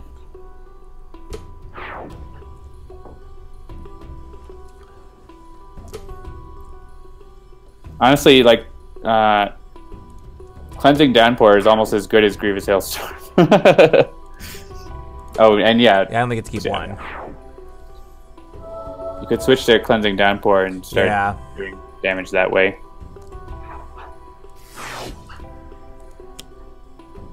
Ooh, gross. I want to get rid of that when we can.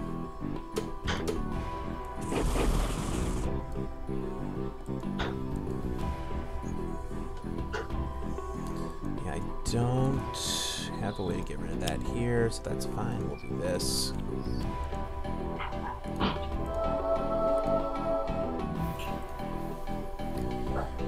Alright, focus her to get rid of the cards under her, or... I mean, yeah, you kind of have to, unless you want to take out one of those crews. But, yeah, I would just hit her so that we can get her to flip back. Doesn't really matter.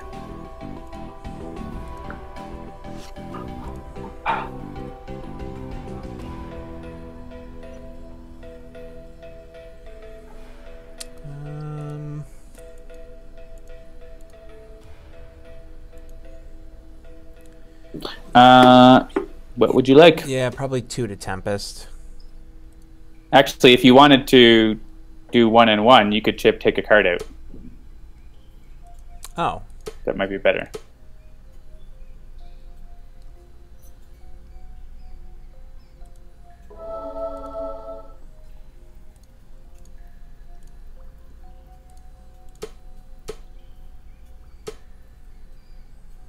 There's that Proverbs and Axioms.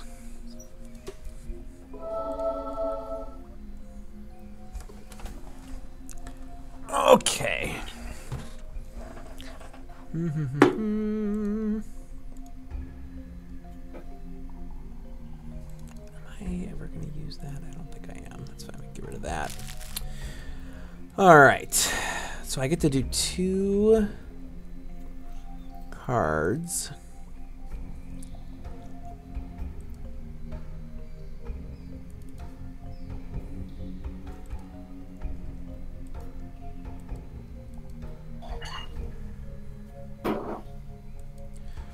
Yeah, I mean, obviously, Expect the Worst and Alchemical are good here, but with the healing from Tempest, I'm thinking I might Solid to Liquid and Expect the Worst. Sure.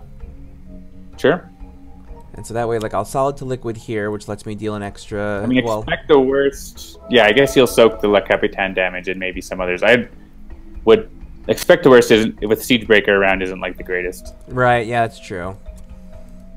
And unless you can unless you also alchemical, so that you protect Tempest from Battleforged. But what else do you have to play? Maybe. I mean, you could offensive transmute onto Siegebreaker. That would. Ooh, yeah, let's do that. Let's do that. I got 2 of them. Okay. She is going to flip back at the end of her turn, so she won't destroy an ongoing card this time.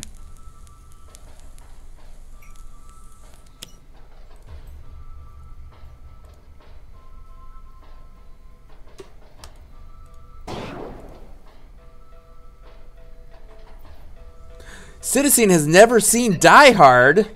That's the best Christmas movie ever.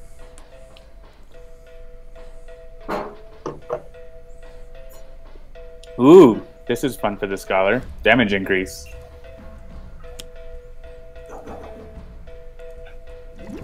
And it can be good for Tempest if you play your Elemental Subwave You can protect from toxic. Well. Yeah. Oh, I thought. Oh, you did. You didn't play Expect the Worst. I didn't. So yeah. Oh well. That's just healing room. That's all. Yeah.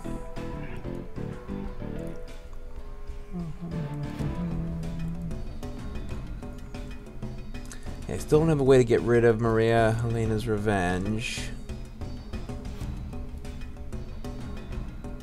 Yeah, I mean, I would focus damage on her, or like if you want to use the subwave inducer, you could like start protecting Tempest from toxic a little bit, or just use it as the thing to destroy. Right.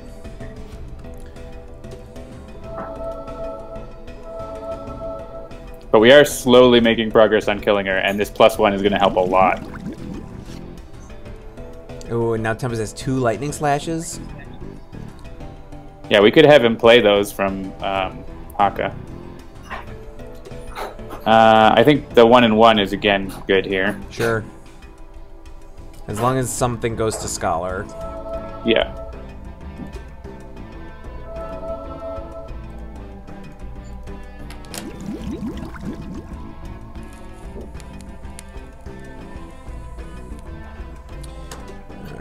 Sure. Oh, I didn't really mean to vote for that. Yeah, I was gonna say. Wait, hang on. I just clicked on it by accident. Yep. No, that's fine.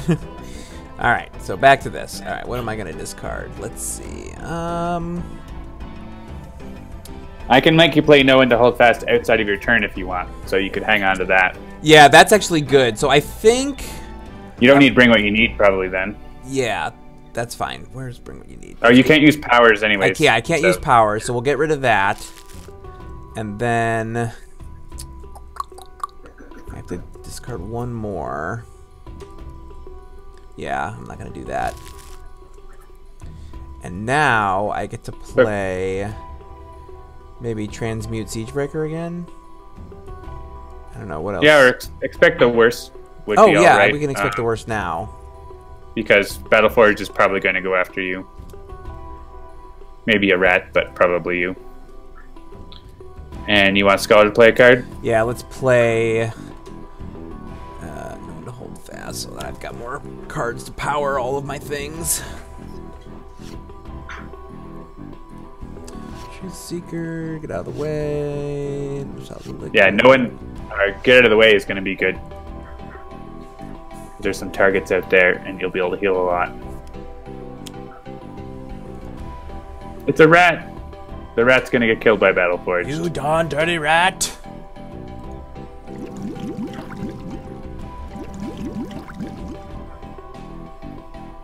At least we're staying above the crew and not getting eaten by the rats.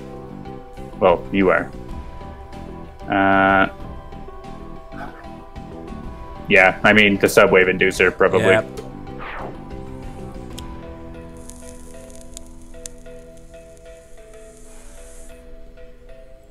Oof.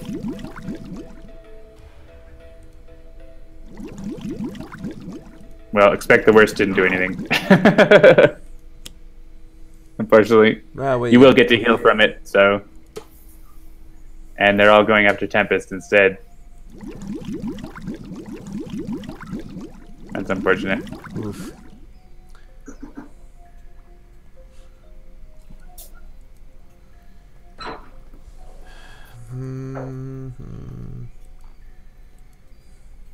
Yeah, I mean, you could Lightning Slash, or you could keep putting out stuff to get destroyed.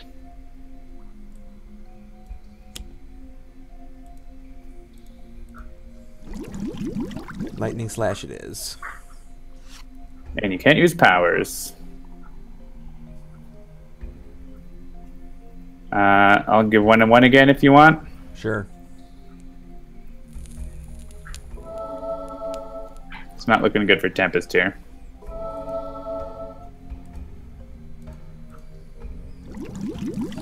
Yeah, I mean, we're chipping her down. It's just a question of if we're going to be able to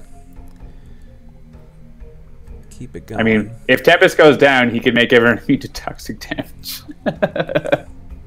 So that's kind of one way to look at it. Oh yeah, you can get into another mortal form now with keep moving. Oh, except you have no cards in your deck. You need to get it reshuffled. Yeah, it's in. Yeah, the other mortal form is in my hand. In your hand, though. So in your hand. Yeah, I can do that at least. So you could put it in your hand and then do get it out of the way on Haka's turn and like go nuts. Oh yeah, interesting. You're not going to need elemental redirection because Tempest is going to die. So unless you're planning to play it, you may as well discard it. Are you talking about alchemical redirection? Yeah, alchemical, because Tempest is probably not going to survive here. This is about the Scholar's last stand now. Yeah. All right. So if you keep moving into mortal form, or no, not keep moving, but play mortal form, and then on Haka's turn you can play get it out of the way and. Yeah, I literally have no elementals in my tray. Yeah, well, your deck has 4 cards, so. Right. Yeah, that's fine. So I'll mortal form here. And then deal a bunch of damage.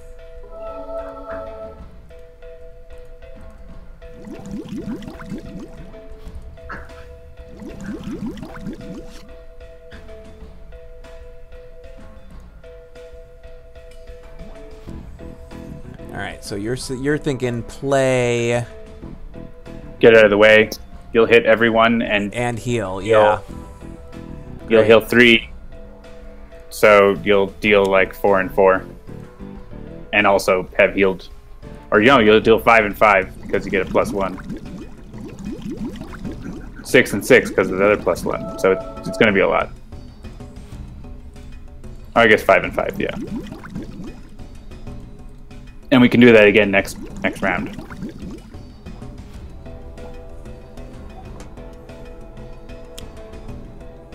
And Tempest is going to go down. Yeah, how many rats are in the trash? At least Tempest 3. is going to get eaten by rats, actually. Ooh.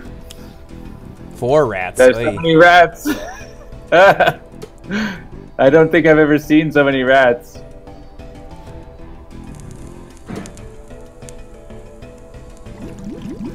Rats and vats. They are taking Tempest down, and they're going to kill the crew. It is a rat swarm. Yeah, so next turn, Tempest can say immune to toxic damage, and if Scholar survives this, which he might not, he does have a lot of health, but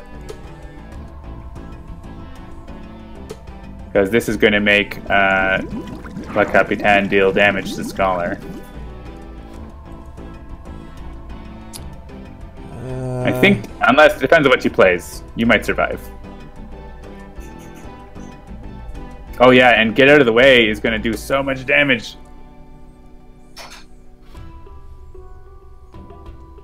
Oh yeah, you have to destroy one. Yeah, that's the right choice. Yeah, Solid Liquid is the right choice. We got a +1 on each instance, so more instances equals more better. Come on, Scholar. Oh, he's going to kill one of them and then play a card. It's not good. Chip. Chip's okay.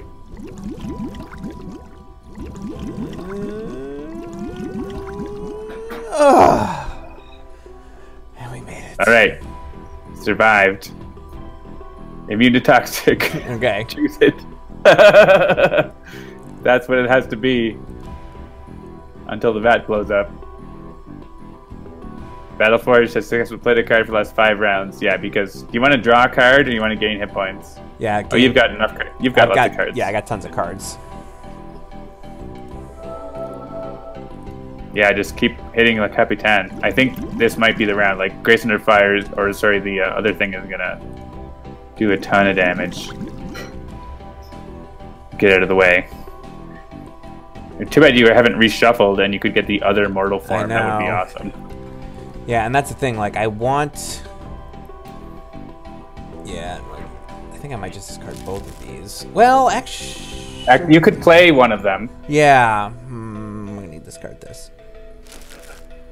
You could play Solid to Liquid, or yeah, probably best to play Get Out of the Way and then Grace Under Fire like on Haka's turn. But you might actually draw another get out of the way, which would be even better. So that's right. Okay. Ooh. Yeah. Yeah, this, I like this. This is outrageous. This is good times right here. She'll retaliate before you heal, but he's immune to toxic damage, Take Walker, so it's all fine. Yeah, this is going to be it. Like, you're going to do, like, 10 and 10, or 8 and 8 here. And then you're going to do... Yeah, just Grace Under Fire will win the game next turn. Nice. So...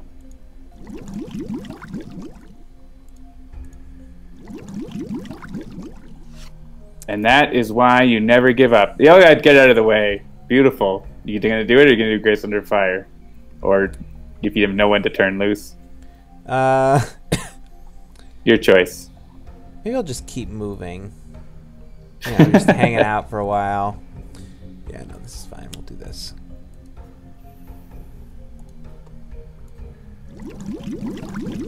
Yeah, we're gonna overkill her. Scholar is a survivor. Boom. I think even with... We didn't even need Tempest power. You would have won it this round. Yeah. You would have been at, like, 1 health or something at one point, but... Nice. Ultimate Le Capitan. And the Scholar is the only one with hit points.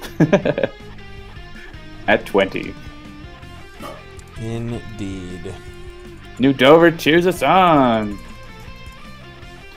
Nice. Alright, I'm going to post my Road Warrior Mainstay Reddit thread in the chat again. Go check that out and ask questions. There's not much time left. About 22 minutes left in this hour. So we want to play another quick game, or you want to do something else? I thought I might pull up some Aeon's End, maybe. Sure. Let me just find a way to make that actually be a thing that it can be shared. And we can take some questions from the chat while that's happening. I guess like non-Road Warrior Mainstay questions, like other questions like favorite food, favorite pizza toppings, favorite speed runs. Let's play some Aeon's End. Crop this so that it actually looks the way it's supposed to look. By Louis loves the heroes we're getting with the Oblivion expansion. Yeah, they're pretty cool.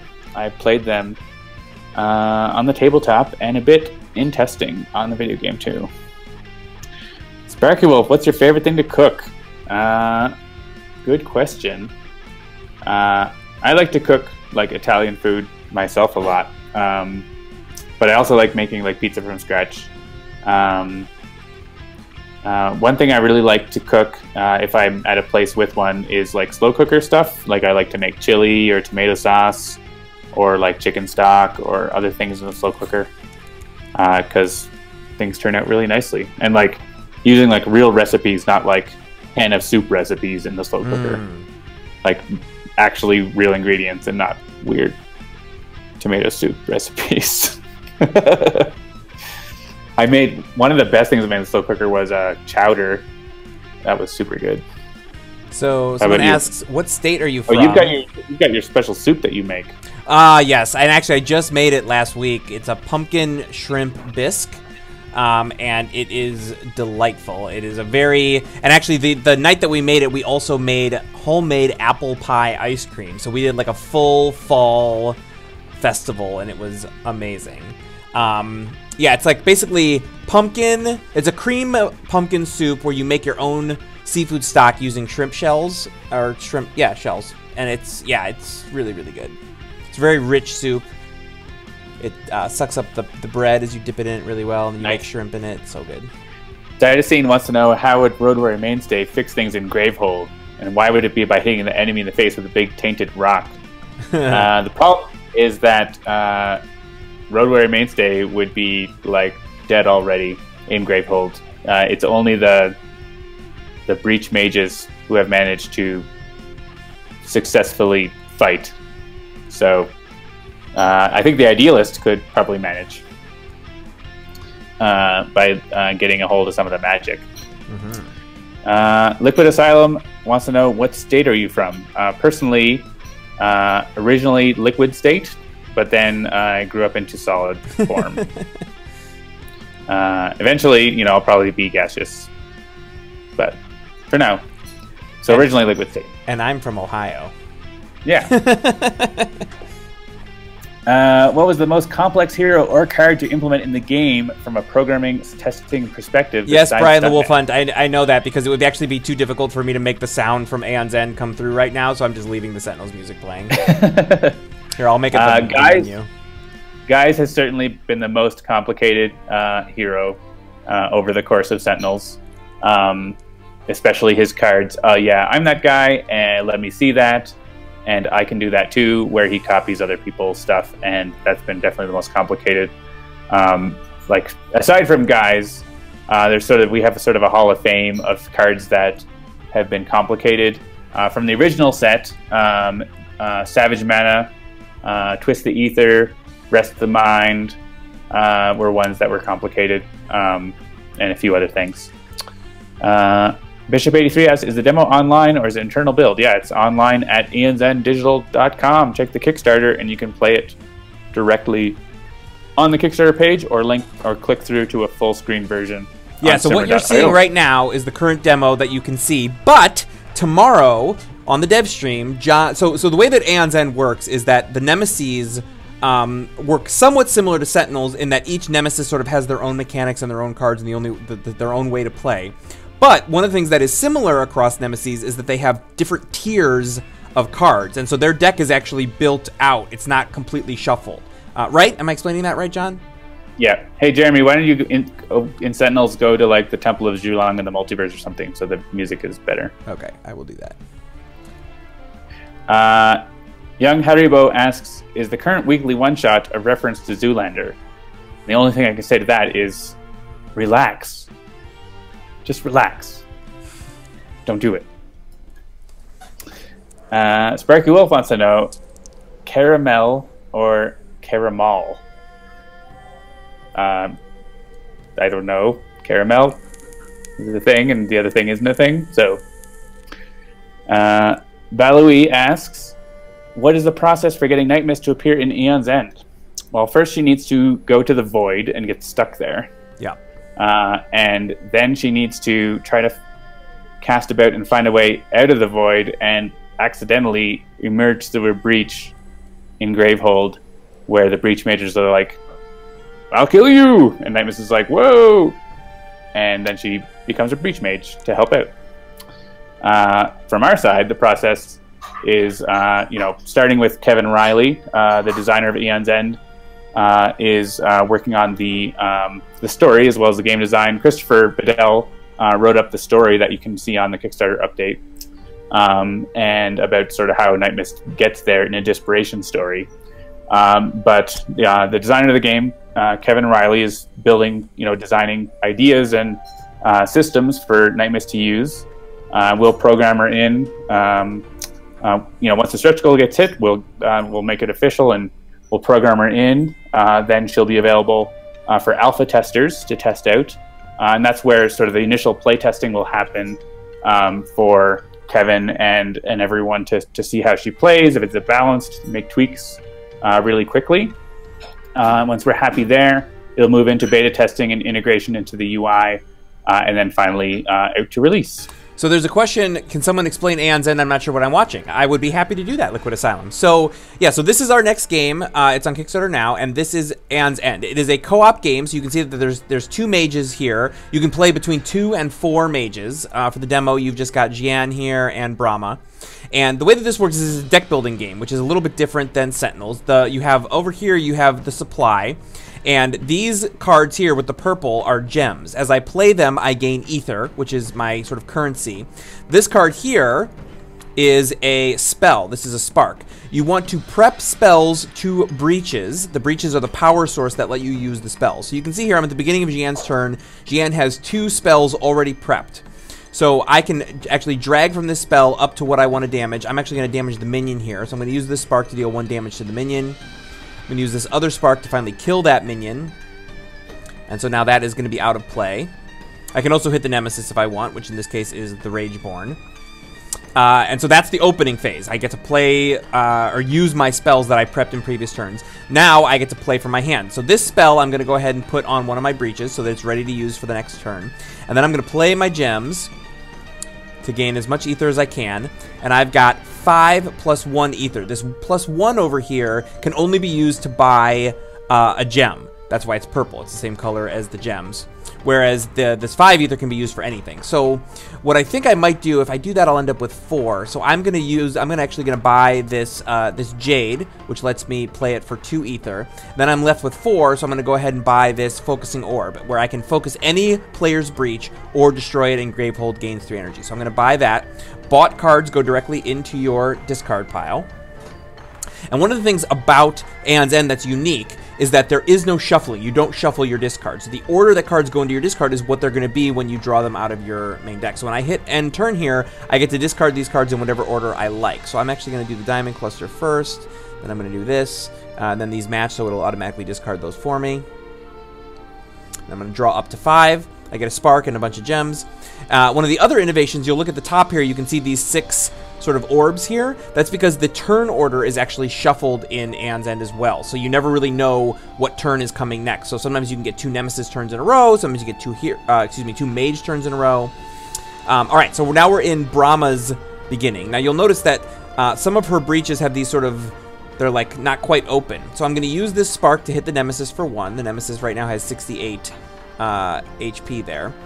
Then I'm going to play my gems, which gives me a total of 5 ether.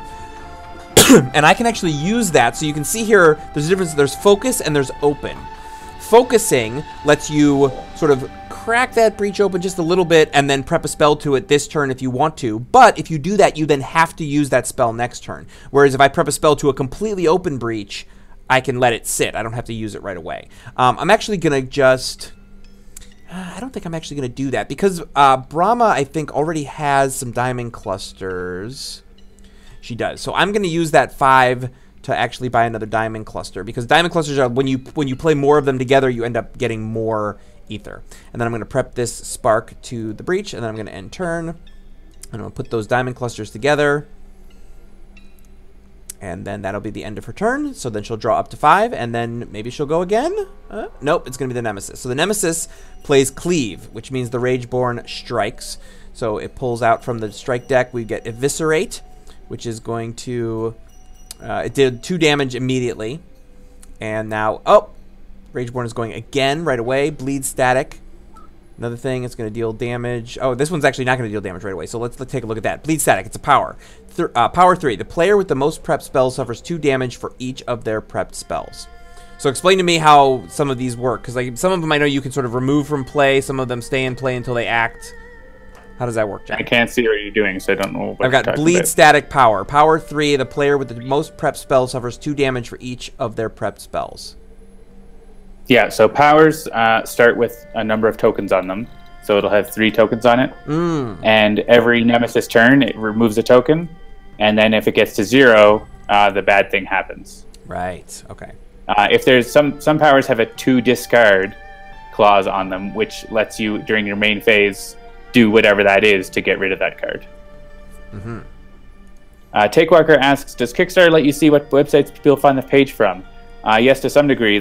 You see if we post Kickstarter links, they have like a special refer tag on the end that lets us see like if it came from an email or from the Twitch chat or different things like that we try to see where people came to Kickstarter from.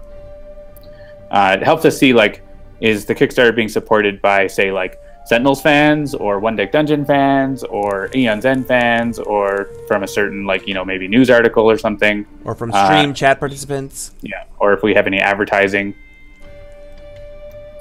Did we talk about Jean-Marc asking us for voices? Oh, I don't think we did. And that spelling is Jean-Marc because it is a French name. Yeah, so Jean-Marc, and much like... you know, a while ago with the Wrath of the Cosmos, we put a call out for people to get their voice into the Bloodsworn Coliseum. And so similarly, the great nation of Mordengrad has got the strong working people who like to sing while they work. And Jean-Marc would like you to contribute if you feel so inclined. Check out our Twitter. Check out the Kickstarter for Season 2. There are... Do you have a link to that form? Yeah, let me actually here. I'll actually just link to the... the Kickstarter update, and then that way people can read about it without just going to the link and not understanding what it is. So the update is right here. Copy link address. So if you head to here, this is an update on the Sentinel Season 2 Kickstarter that just went out today. And this will tell you a little bit about what we're doing with Mordengrad and how you might participate. So Sparky Wolf asks, with the exception of pineapple, what is the unique thing you like on pizza? And then lists a bunch of normal pizza ingredients like corn, broccoli, and feta cheese. So those seem fine to me. I like feel all those like things. You are stretching the definition of normal quite a bit there. They're normal for me. One of my favorite pizzas that would be unusual in America, or really anywhere, is in Marseille, France. You've been to Marseille, right, Jeremy? I have. It was a long time ago. Yeah. Did you have pizza there? I did not. They do so. There's some interesting history of Marseille. They had a huge influx of, I think it was refugees or something from Napoli, hundreds of years ago. Mm-hmm. And so there's a Neapolitan pizza culture there, but because they don't have buffalo mozzarella there. In the same way as in Italy, they use Emmental. So it's a Neapolitan-style pizza with Emmental and usually a single olive on the whole pizza. Or on one slice, it'll have a single olive with pit. So it's really interesting, and I miss it a lot. I really like it. Yeah, I will say, one of the more interesting pizzas I've had recently was actually when I was in St. Louis a week or two ago, to see Coed in Cambria with my good friend Christopher Bedell. We went to Pi, P-I, which is famously President Obama's favorite deep dish pizza, which caused quite a stir because it was outside of Chicago. And we had two different pizzas there. One was a somewhat quote-unquote normal, like pepperoni, peppercini, sausage pizza. But the other one was, I don't remember the actual name of it, but it had... regular, sort of like mozzarella cheese, but then I think feta and goat cheese, and then hot honey, which is this spicy honey, which is all the rage right now. And it was so good. I was shocked that I enjoyed it because I like goat cheese in limited amounts, but the addition of the hot honey really made it, so good. So good. I highly recommend it. Spanish goat cheese, queso de cabra, is my favorite kind of goat cheese because I don't know, their goats just taste better than North American goats. You heard it here first. John prefers the taste of European goats. That's right. And we found queso de cabra that is also really good here in Colombia. So I think it's just it's probably both the kind of goat as well as the process. That's just how goat cheese, at least back home when you buy goat cheese, it tastes goaty, for lack of another word. Yeah, that's fair. Queso de cabra in Spanish places is just super good and doesn't have that weird off flavor. Interesting. My favorite pizza overall is, of course, pizza margherita, proper Neapolitan style. I will always order that. If I go to a new pizza place, I will order a margherita to judge them and see if they are worth my time. Yeah, Lisa's very similar. I'm a more sort of American pizza traditionalist. I like my pepperoni. I sometimes like my pepperoni and sausage, and I like some crushed red pepper, and that's basically, I'll add maybe some peppercini or yellow peppers, or maybe even some jalapenos to give it some extra spice because I'm really into spicy, but that's kind of how I do it. Cytosine knows the answer because they keep the males separate from the females because the goat flavor is sexy goat flavor. Sexy goat flavor. So yeah, that's going to do it for another episode of Handelabra Live. We are definitely swaying into some other territories. Make sure you go check out John's Ask Me Anything. All right. Well, yeah, we need to answer those now. So are we doing that now? You're finished with... Yeah, no, go for it. Go for it. We're done talking about sexy goats. Cytosine. And by separated, I mean I keep separate from. Of course. You got to keep them separated. You got to keep them separated. All right. So I'm going to shift reload on this page, and we will have the final countdown. Cool. So first up, my favorite question. I got to scroll down for it. It's all the way down here at -1 points. And you can answer this one, Jeremy. How much main could a mainstay say if a mainstay could say main? 3. 3. I don't know how much. That's Lewd Dolphin's question. -1 points. All right. That's not the question I was expecting. So that's the bonus question. That's the first bonus question. All right. So let's see what the top. See, again, Reddit is like ordering them in wrongness. But the top question with 12 points that says, is it possible, it's from Little Sally Digby, Bart KF, I believe, is it possible to unlock Road Warrior Mainstay without using Drop the Hammer? And the answer to that question is yes. Yes. Yes. And I think that question was prompted by my Men in Black quote, which was about questioning your assumptions, which was an assumption that everyone was making, and the assumption was false. The next question at 8 points, also from Little Sally Digby, is it possible to unlock Road Warrior Mainstay without destroying Durasteel Studded Vest, Sweet Rhonda, and Void Belter? The answer to that question is no. It is not. Ooh. Some good questions here. We're making progress. How many bears would Bear Grylls grill if Bear Grylls could grill bears? I like that. All right. Now we have a couple at 6. Well, the thing is, there's like... It's weird, because there's 3 at 6. But one of that 6 is like way further down the page, but it does say 6 points. So I'm going to go with this question from Kenny G. I assume this is the real Kenny G, and someone else took his real name, so he had to put Kenny G 26P2. So thanks, Kenny G, for being a fan of Sentinels. Indeed. Does the unlock contain the word headlock? That's nice, but the answer is no. It does not. Zach points out the answer is Bear Grylls would only grill one bear because Bear Grylls only has a 1 bear grill. So also at 6 points, we've got Little Sally Digby again with when Drop the Hammer destroys Mainstay's equipment cards, does any part of the current board state outside of Mainstay's player area affect whether or not the condition is met? This is one of these questions that includes an assumption in it. But I think I can say the answer to this is no.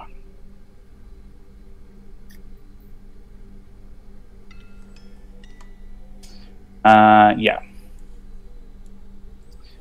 Then, Agent Fear, the last of the 5 official questions here, asks, does the unlock condition have anything to do with how much damage Mainstay takes? And the answer to that is no.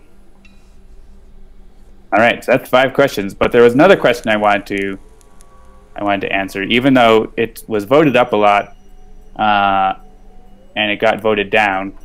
But I want to answer it anyways because Jeremy knows why I want to answer it. You do you.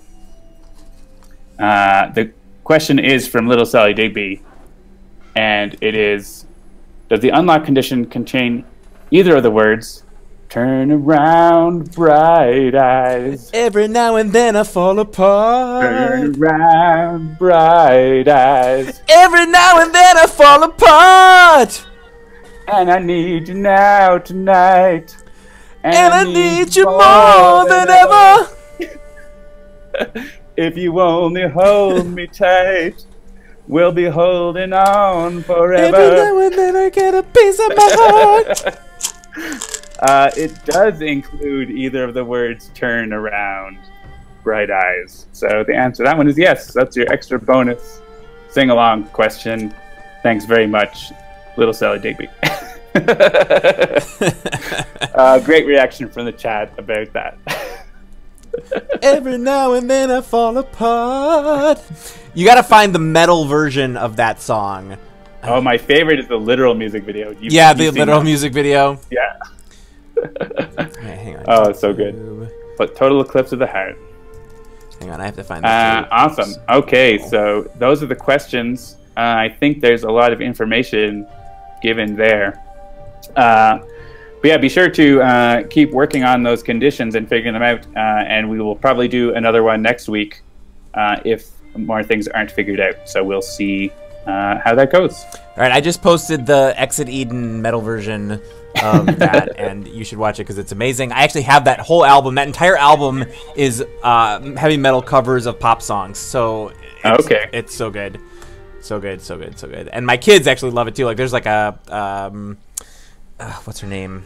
The woman who was just in that remake of A Star Is Born. Why can't I think of her name? Lady Gaga. There's a Lady Gaga song in there. I think there's a Rihanna song in there. So yeah, check it out. Well, I'm gonna link the literal music video as well because that is also fun. I'll watch the heavy metal one too. All right, so that is actually going to do it for another episode of Handelabra Live. Sentinels of the Multiverse, One Deck Dungeon, Aeon's End, Bottom of the Ninth. Those are the games that Handelabra makes, and you should be checking them out. Check out Handelabra.com to find more information on any of our games. Thank you for joining us. We do this every Tuesday night around 7 p.m. Eastern, and if you enjoy the show, please do like, share, follow, subscribe, push the buttons, click the bells, do all the things. Sentinels of the Multiverse, One Deck Dungeon, and Bottom of the Ninth are currently available for iOS, Android, and Steam, and always in good old analog cardboard and ink. And our next game is currently live on Kickstarter. Head to aeonsenddigital.com to check that out. Get us to fully funded. We're almost there. We're at like 83%. We just got another backer there. Look at that. We went up to 797, 24,797. And there's lots of great stretch goals coming up too. So if we can go past our goal and just keep going, we got all kinds of really cool content for you. Yeah, so check out I already said all those things. So yes, thank you for joining us. We will see you next week. I'm Jeremy. I am John. And make sure to tune in tomorrow at 1 Eastern for the dev stream. And Bishop 83, you want the demo to be a bit longer. That's what I'm going to be working on, is making the demo a bit longer. Yes! So come and watch, and we'll be making it happen in front of your eyes. Right in front of your eyes like magic. All right, good night, everybody. Have a good one. We'll see ya. Good night. Bye.